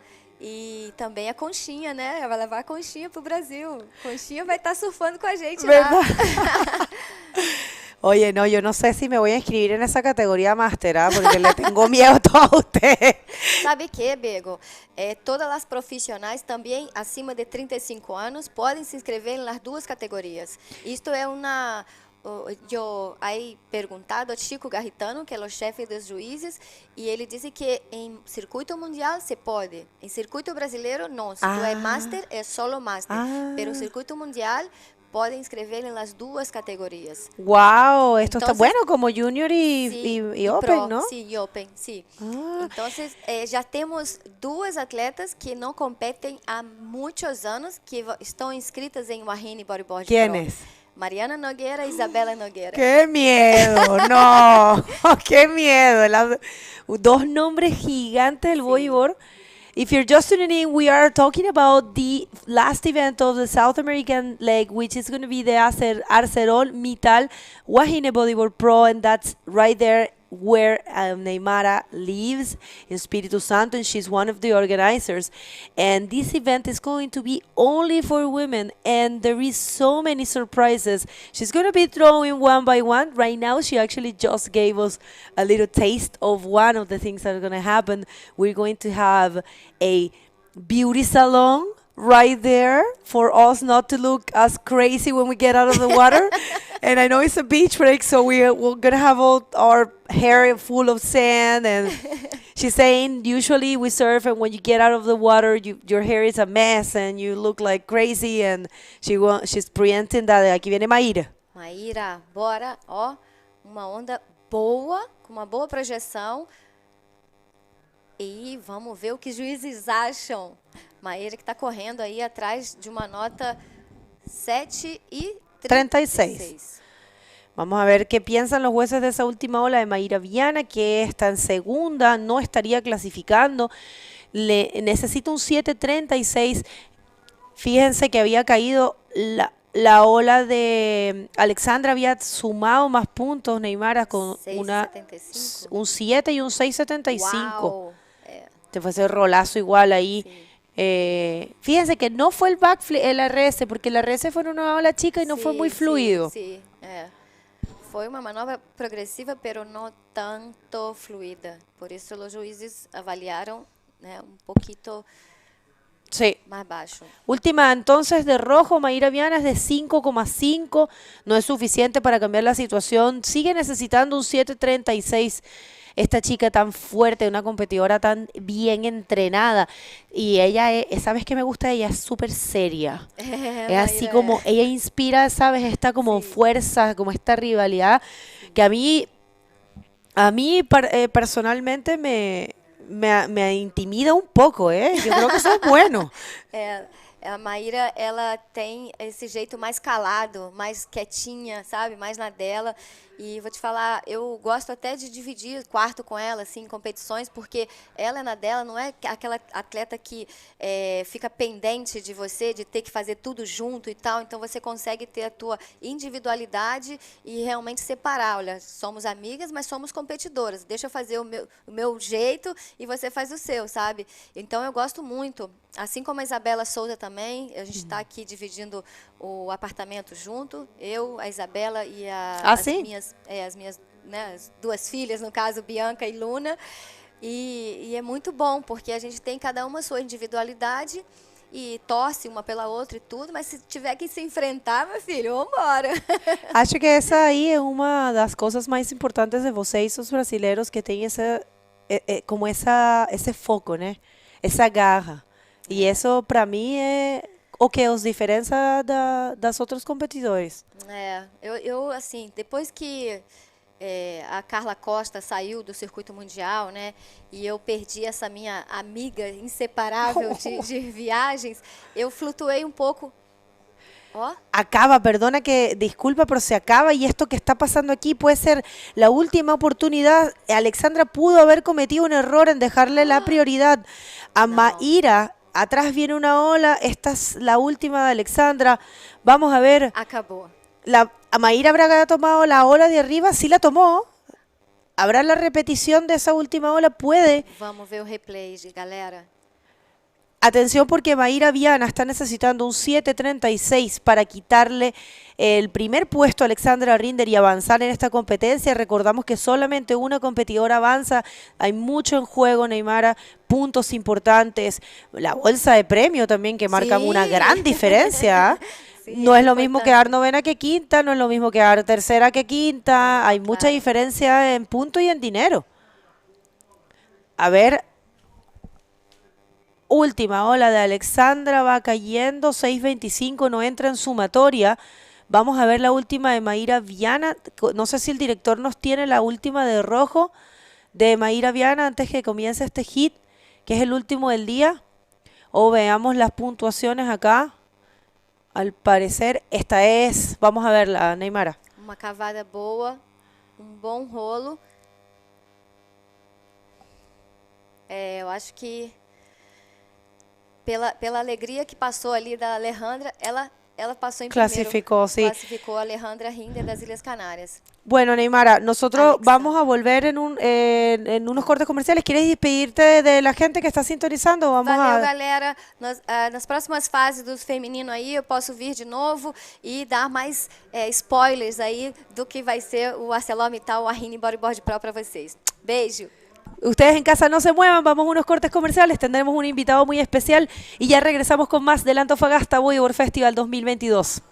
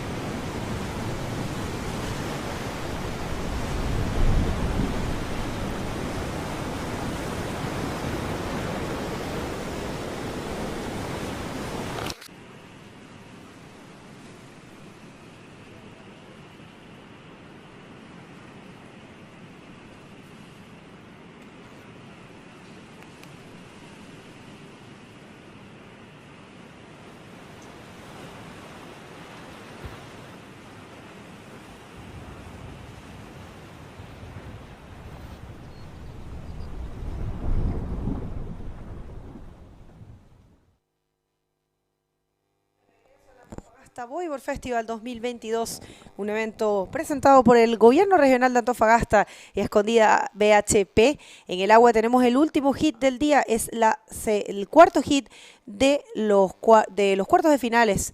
Recuerden, de este hit solamente va a avanzar una competidora. Ya tenemos varias finalistas. Está Isabela Sousa, está Paloma Freigan y está Alexandra Rinder. Y tenemos la última chilena en el agua, Valentina Díaz de Rojo, contra la campeona mundial 2018, Ayaka Suzuki desde Japón. Se viene una manga de infarto. Estas dos competidoras son súper amigas. Es increíble ver eso. Sé que va a ser difícil para ellas. Pero a mi lado tengo un muy especial invitado, es el señor Pablo Pisani. ¿Cómo está? De SQM, Hola. Bienvenido. Mucho gusto, gracias. Muchas gracias por estar acá acompañándonos. De verdad que SQM es uno de nuestros grandes patrocinadores y queremos de verdad agradecerle muchísimo por confiar en este evento y por, de verdad, esos aportes para nosotros son fundamentales. Muchísimas gracias. No, con mucho gusto. Este evento es muy significativo para la ciudad, para la región, así que estar presente para nosotros también tiene que ver mucho con lo que buscamos y queremos para la región, para la ciudad, y el deporte, la competencia, la vitrina que esto genera a nivel mundial es muy importante. La vida sana, claramente. Exacto. ¿Qué los motivó, aparte de, bueno, esto que me estaba comentando? Ya conocían este evento de otras versiones, ciertamente, sí, ¿no? Sí, claramente, hemos vivido todo el ciclo de este evento y bueno, en esta oportunidad lo más relevante para nosotros es que la gente pueda volver a una actividad normal tan potente como esta, ¿verdad? Que se visibilice la ciudad y nuestra presencia en el territorio. Nosotros somos una empresa que tiene más de 50 años de existencia, 54, wow. Pero somos herederos de las ex salitreras. Entonces, nosotros hoy día producimos litio, yodo, fertilizantes. Somos más de 6.000 trabajadores propios y 6.000 trabajadores contratistas. Wow. Entonces, nuestra presencia no solamente en esta región, sino que también en la de Tarapacá es muy significativa. Y nuestras líneas de acción, de trabajo con las comunidades, estamos presentes en 7 comunas, por lo tanto es un despliegue bien importante. Significan para nosotros, ¿verdad? Una de ellas es la vida sana, el emprendimiento, la educación, son líneas que trabajamos muy fuertemente. Trabajamos temas de inclusión laboral en temas recreativos, por ejemplo. Somos auspiciadores del Deportes Antofagasta, tanto en el femenino como en el masculino. Importante. Entonces, el deporte y la vida sana, como tú dices, para nosotros es muy importante y este es un tremendo ejemplo de eso. Pues muchísimas gracias, de verdad. Para nosotros este deporte es nuestra vida, así que contar con el apoyo de empresas grandes como ustedes que tengan esa visión es fundamental. No sé si alguna vez ha comentado algún hit de surfing o algo parecido. Lo máximo, bueno, yo viví mucho tiempo en Estados Unidos, 13 años, y el surf es muy importante allá, es muy importante. Sí, es grande. Y es grande, sí, así que lo veía y tenía amigos que lo practicaban, pero no me manejo ni con las reglas ni la logia, pero sí lo veo como algo muy potente. Ahí lo vamos a ir mostrando, fíjese. Justamente quien viene en agua, ella es Ayaka Suzuki, fue campeona mundial 2018, hace ese rolo, es una maniobra de proyección que le ponen la tabla, digamos, al labio de la ola y logra hacer una especie de vuelta. Ayaka Suzuki, está SQM, Soluciones para el Desarrollo Humano. Así es. Y bueno, de esto que se llama hit, o en español le decimos manga o batería, tiene una duración de 25 minutos, ¿verdad? Dentro de esos 25 minutos las competidoras solamente pueden tomar hasta 12 olas, no más de eso. De esas 12 olas cuentan las 2 mejores, las que tengan el mayor puntaje. Entonces ahí se van marcando los puntos. Tenemos esto que es un sistema de puntuación, se llama Scoring System, y ellas van marcando y así van construyendo sus scores. En lo máximo son 20 puntos. Y hay también lo que se llama la prioridad, que incluso usted lo puede ver cerca del nombre de cada competidora, la P1. Eso quiere decir que la persona que la tenga puede agarrar la ola que quiera. Y aquí viene Valentina Díaz, ella es de Maitencillo, y es la última chilena que nos queda. Una bonita maniobra, eso es un rolo combinado con un giro contrario que es en contra de las agujas del reloj. Ya hay una variedad de maniobras, pero me atrevo a decir que en esta tal vez hit, vamos a ver un poco lo que es el rolo y los giros de 360. Por el tamaño de la ola y la longitud, supongo. Sí, por un poco como las condiciones que tenemos hoy, que es lo que se está ofreciendo. Y entre más maniobras por ola, mejor el puntaje. Sí, supongo. También hay una cantidad de factores. También influye el lugar en el que se hace la maniobra, el tamaño de la ola, desde dónde tomó la ola. Hay varios factores que los jueces toman en consideración. Nosotros aquí solo comentamos, no somos jueces.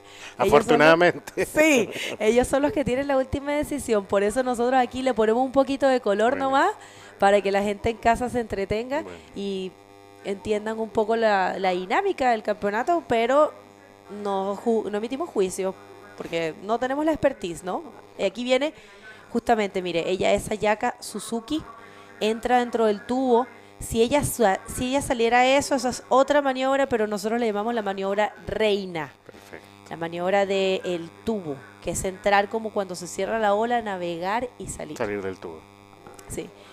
Muy lindo el deporte. Y Antofagasta está favorecida con una excelente... Sí, este sector siempre está lleno de aficionados. Bueno, pues me imagino que esto abrirá la puerta dentro de SQM para futuro. Sí, yo creo que tenemos, hoy día tenemos algunos trabajadores que son aficionados. Yo conozco un par de colegas míos que también practican, tanto acá como en Iquique. Pues muy bien, yo vivo en Iquique. Iquique es favorecido también por la mano de Dios para la práctica de este deporte. Voy a dar una pequeña actualización en inglés porque Ayaka Suzuki, que es japonesa, vive en Hawái y está casada con un hawaiano y tiene mucha gente sintonizando de habla inglesa. For everyone that is just tuning in, we are in the final heat of this day. This is the heat number 4 for the quarterfinals, and what it's planned for this day is to finish with this heat. We have already 3 women on the semifinals, which are Paloma Fregan, Isabela Souza, and Alexandra Rinder. Whoever wins in this heat is going to join, I think, Alexandra Rinder. So far, it's Ayaka Suzuki from Japan taking the first position with small scores. We have Valentina Diaz with a very good score. She's been surfing really good today. Actually, she managed to advance first in his first heat. She's holding a 6 and still hasn't been able to find the backup score. It's Ayaka Suzuki with a 475 and a 175 on the lead. Let's see what these two great bodyboarders, friends in life, they're really close friends. Let's see what they can offer. So far, half, a little bit less than half of the heat has gone. We have 40 minutes and 50 seconds in the clock, and definitely with these two great bodyboarders, anything can happen. So let us know where you're tuning in. Next to me, I have one of the main sponsors, representatives, the manager of communications, Pablo Pisani, and I'm very happy to have him here. His support to this event, it's been crucial, and just for us it's a pleasure and it's an honor to have him. Disculpe, don Pablo, me dicen que al parecer está lista la entrevista con la ganadora del hit anterior, Alexandra Rinder, que es nuestra entrevistadora en este evento, pero aquí todos hacemos de todo. Hay que salir al aire. Muchas gracias por la invitación, muy amable. No, un placer para nosotros. Vamos a irnos rapidito con la entrevista y ya volvemos acá con más de este hit. Thanks, Bergo. I'm here with the winner, third quarterfinal. Alessandra, was a tough hit, huh? Yeah, it's a really tough heat. Mayra Viana has been surfing really good through this contest, so I knew I had to be dominant from the beginning. I didn't have a wave till like the first 7 minutes, so sorry, Mom, for putting you in that position.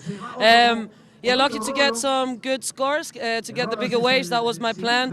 I know that we will do both good rolls, so the difference was to be taking the bigger ones. I was happy to get the big sets and making some good rolls, and yeah, just happy to make it through the semifinals. It's nice, and you know that the both girls in the final at Ikiki contest, they are out of the contest, so the rankings are all open. Yeah, it's crazy. I saw the heat today in the morning. Of course, you know about it. You try not to get too much in your head. It's good for the rankings for sure. It's crazy because both of the riders have a crazy potential to be in the top. So it's gonna be an interesting one. Let's hope the waves stay pretty good for these days and we can put on a show. You want to say hello to anyone back home? Yeah, of course I want to say hi, and hi to my mom and my dad. I know that you're watching. My brother's working, but thank you always for being there, guys. Love you a lot. All my friends back home, my sponsors. Let's do this. Let's do this. Congratulations, Alessandra. I see you in the semifinal. Back to you, Bergo. Muchísimas gracias por esa gran entrevista. Tuvimos mucha acción, don Pablo, durante la entrevista. Por suerte tenemos una excelente dirección que nos permite tener lo que es el picture-in-picture, cuadrito, ¿no? Sí. Vamos a ver algunas repeticiones de las últimas olas corridas en el agua. Están cayendo los puntajes y esa Ayaka Suzuki que está fuerte en la lideranza. Aquí viene la repetición de la última ola de Ayaka. Fue una buena ola con muy buena proyección. No sé si logra ver la diferencia de ejecución de la maniobra. Hace 2 rolos, que son maniobras igual de dificultad, y esta es la chilena Valentina Díaz, su última ola, que se le cerraba y no le daba la oportunidad de hacer la maniobra, ¿no? Mire qué importante, Valentina tiene una ola de 6 puntos, es una muy buena puntuación, pero no tiene lo que se llama el backup score. Este puede ser ese backup score para la chilena, claro que sí, completa ese rolo de una buena forma. Levanta la mano para indicar que sí lo completó, que cayó bien, que cayó adelante, que no tuvo tal vez una complicación ahí, que es lo que a veces le quita puntos y va a ser importante. Fíjense, ella está buscando un 3.76 para quitarle la posición a Ayaka Suzuki y esta ola yo creo que se le va a dar, ¿ah? Yo creo que ahora lo va a tener. Vamos a ver qué dicen los jueces acerca de esta última ola. Hecho, fíjese, 6,5, Valentina Díaz sólida en la primera posición. Qué buena nota, buen performance para la chilena.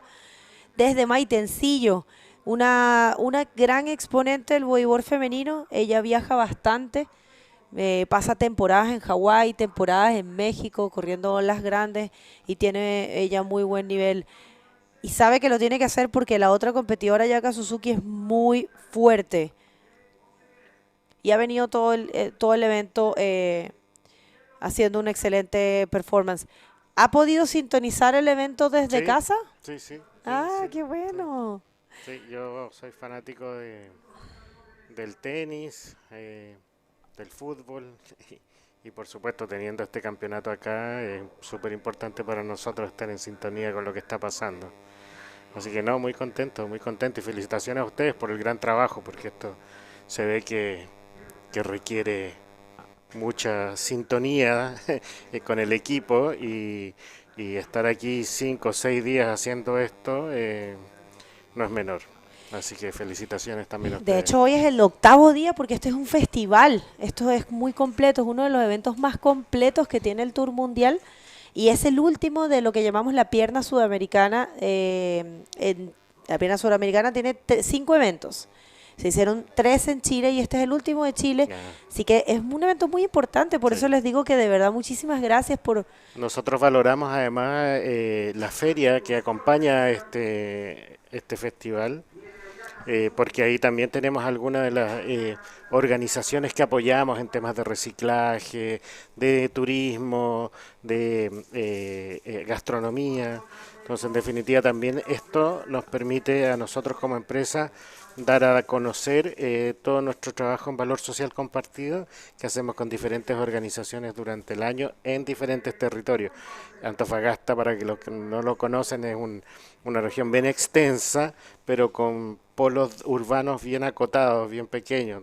Uno se tiene que movilizar 2 horas, 3 horas para llegar a una ciudad, a un pueblo, y entre medio hay cosas muy acotadas, caletas y pueblos menores, ¿no? Entonces, es verdad. Es un esfuerzo grande también traer a esa gente para que la ciudad y la gente de Antofagasta pueda verlo. Sí, es verdad que Antofagasta es bien grande, toda la región de Antofagasta es bien grande, hay muchos poblados alejados, así que excelente trabajo entonces para SQM, muchas gracias. Y ya vienen cayendo las notas. Y hasta ahora todo continúa igual. La cosa se le pone difícil a la antigua campeona mundial, Ayaka Suzuki. Vamos a ver, la chilena, muy buen trabajo hasta ahora. Valentina Díaz viene sólida, viene fuerte y viene con una más, un rolo.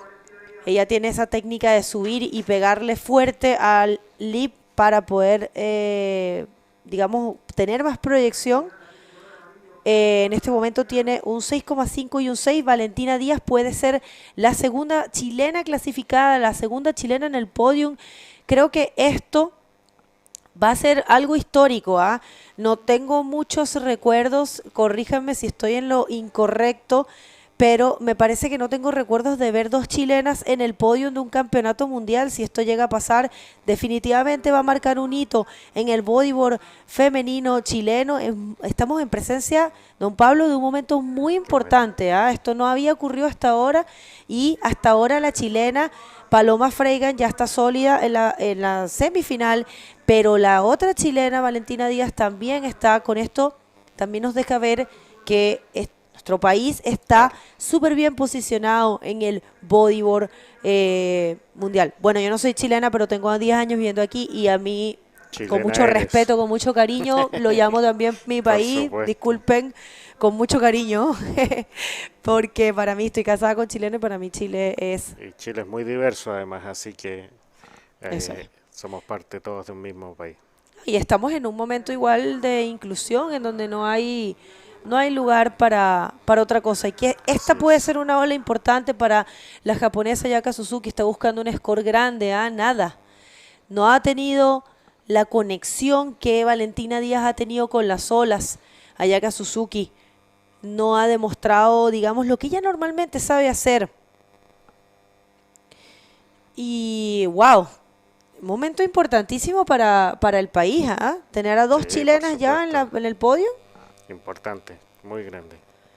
Qué bueno, qué buena noticia. Qué bueno ser parte de esto. Claro, qué mejor momento, qué bueno que nos quiso acompañar acá y gracias al Club Budeo también, una producción titánica de este evento, por por hacer todo bien organizado, todo bien estructurado y una muy buena decisión de invitarlo a venir para acá porque estas cosas se viven mucho mejor de cerca, ¿no? Así es, así es. Se lleva una perspectiva más amplia. Y todo el esfuerzo que se hace también, muy importante. Mira, Valentina no le quiere dejar absolutamente nada a Ayaka, sabe que Ayaka es una excelente competidora y en cualquier momento le puede quitar esa primera posición, pero la verdad hasta ahora lo viene haciendo muy sólido. If you're just tuning in, this might be an historical moment for Chile. We do have the first time, the second time that a Chilean come to become a vice champ. The first time was in 2012 with Alan Muñoz, but now we had Manuel Cepeda. And look at that, Valentina Diaz using priority there, not leaving anything for Ayaka Suzuki. And this might be a very big historical moment for Chile because we do have already Paloma Fregan in the semifinals and already in the podium, and it's all looking towards Valentina Diaz getting also a spot in the podium. And for what I can recall, and please correct me if I'm wrong, let me know if I'm wrong. I'm humble about that. But from what I can recall, I haven't ever seen ever two Chileans in the podium. So big moment for Chilean bodyboarding, Chilean female bodyboarding, if Valentina Diaz make it all the way to the semifinal and assure a place in the podium. Great moments for Chilean bodyboarding, female bodyboarding. And also, of course, celebrating Manuel Cepeda and the vice champ in this event. Increíble, entonces se ha notado mucho como durante la pandemia los competidores han 2 años sin competir. Claro. La gente, digamos que afiló los dientes con la gana de volver a competir, practicaron muchísimo. Manuel Cepeda, un chico colosino, no sé si tuvo la oportunidad de conocer, pues él logró algo que solamente habíamos visto en el 2012 con un competidor que no es antofagastino, así que al tener a Manuel de vicecampeón es algo muy grande. Y ahora podríamos estar marcando historia, don Pablo. Excelente. Cuando nos restan solamente 3 minutos y no parece venir mucho, una gran sorpresa, una grata sorpresa para el bodyboard chileno. Déjanos saber de dónde estás sintonizando y a quién le vas. Let us know where you at and who are you cheering for. We have already 3 finalists in this event. Mire qué hermoso, está visual. Sí, el día está fantástico. Ese agua tan clara, ¿verdad? De acá, de la cúpula, ¿sabe que aquí le llaman la cúpula del poder o la cúpula de cristal? A esta ola. Es como bien común ponerle nombres a los... bautizarlas, ¿no? Sí. Sí. A veces tienen nombre de personas que las descubrieron, a veces tienen nombre de cosas que se ven dentro de la ola, hacia afuera. Y la cúpula, creo que aquí hubo un negocio, Sí, un domo. ¿Verdad? Un domo, sí, que todavía está, que hay la estructura, un poquito más allá. Parece que es por eso. Bueno, se nos va este hit, nos queda solamente 1 minuto con 40 y todo parece indicar que la chilena Valentina Díaz, gran celebración para Chile, gran celebración para la chica de Maitencillo, que lo ha hecho increíble. Ya se le vio muy conectada en la primera manga y ahora se le ve sólida, con una sumatoria de 12,5, dejando a una de las favoritas que ya ha ganado aquí, que viene de ganar en el 2019, Ayaka Suzuki. Ella ganó este evento en el 2019. Mira. Y mira, último minuto. ¡Wow! Este sería el último minuto, gente, de competencia. Valentina tiene la prioridad número 2, Ayaka tiene la 1. ¿Podrá Ayaka Suzuki, con toda su experiencia, utilizar esa prioridad y arrebatarle esa gloria a Chile, tener una segunda chilena en semifinal, una segunda chilena en el podio? Valentina se agarra la cabeza, debe estar más nerviosa que nadie, ¿ah?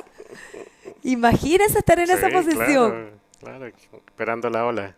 No, el tiempo que corre. En ese Claro. momento yo le digo a don Pablo, uno lo único que quiere es que el tiempo se vaya. Por eso. No quiere nada, no le quiere, dice, esta niña tiene la prioridad número 1, eso significa Si le llega una que buena ola, viene una buena ola, claro. cambia todo. No se sabe nunca y aquí siempre decimos no se acaba hasta que suene la bocina. Así es. Con lo cual, si esta niña logra tomar algo ahora, en este momento, yo creo que ella ya se dio por vencida. ¡Wow! Momento histórico, una vez más, el Antofagasta Bodyboard Festival, haciendo historia, marcando hitos. La chilena Valentina Díaz está extremadamente feliz. Es su amiga, Ayaka Suzuki. Yo creo que esto ya es una gran victoria para Valentina. Qué lindo. Qué bueno. ¡Wow! Casi una final, esto era una final, ¿ah? Es Fácil. súper potente porque al final el esfuerzo, el trabajo, se logra así.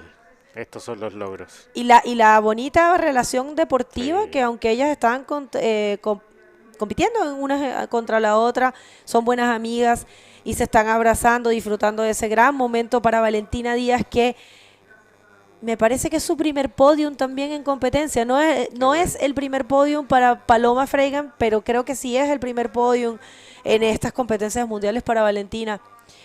Vamos a esperar esa entrevista. Don Pablo, cuéntenos un poco más, algo que quiera agregar antes de despedirse.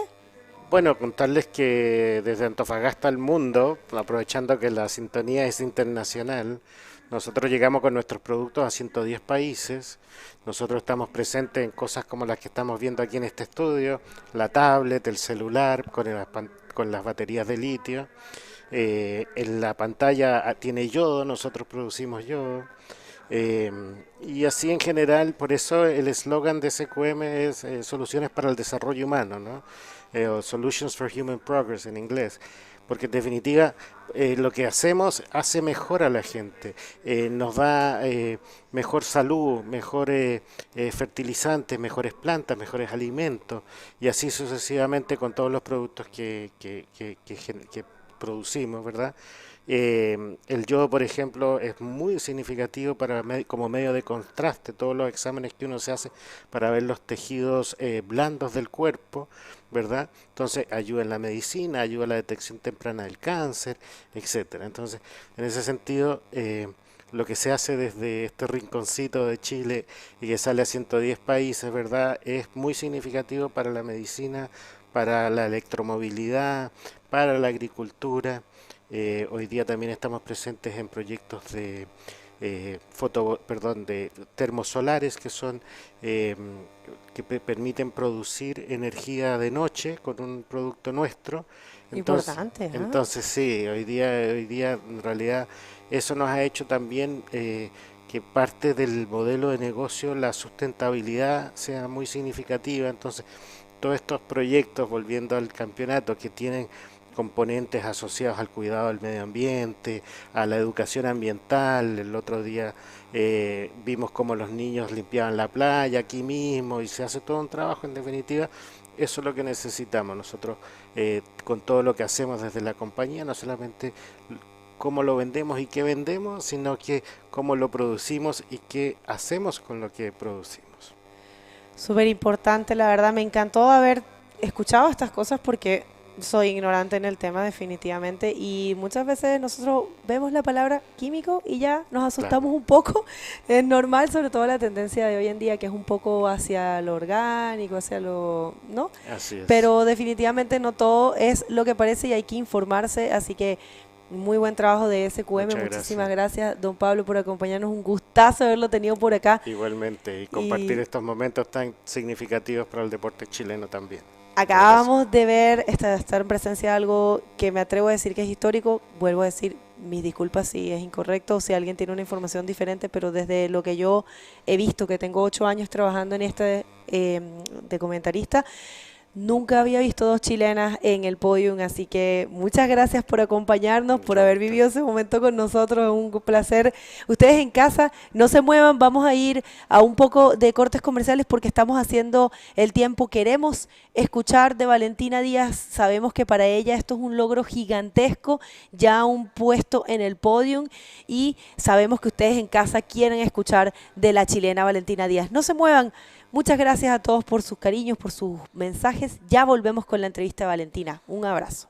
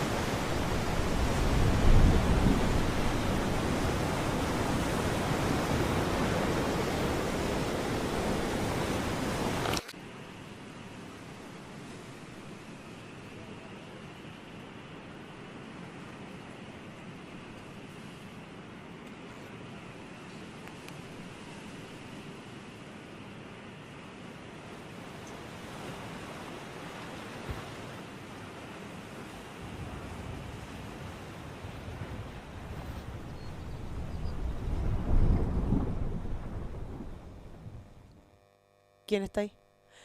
Bienvenidos de regreso al Antofagasta Bodyboard Festival 2022. Acabamos de vivir algo increíble, estamos en presencia de un momento histórico. Nunca habíamos visto a dos chilenas en el podium, esto es algo realmente inédito. Dos chilenas compartiendo el podium, sin importar los resultados. Tenemos a Valentina Díaz desde Maitencillo y a Paloma Freigan desde Reñaca, de la misma región. Excelentes bodyboarders marcando historia. If you're still tuning in, we're waiting for the interview for Valentina Diaz. We have an historical moment for the female bodyboarding, the Chilean female bodyboarding. We have two Chileans in the podium. We have never seen that before. Valentina Diaz, I dare to say, and if please correct me if I'm wrong. Feel free to let me know.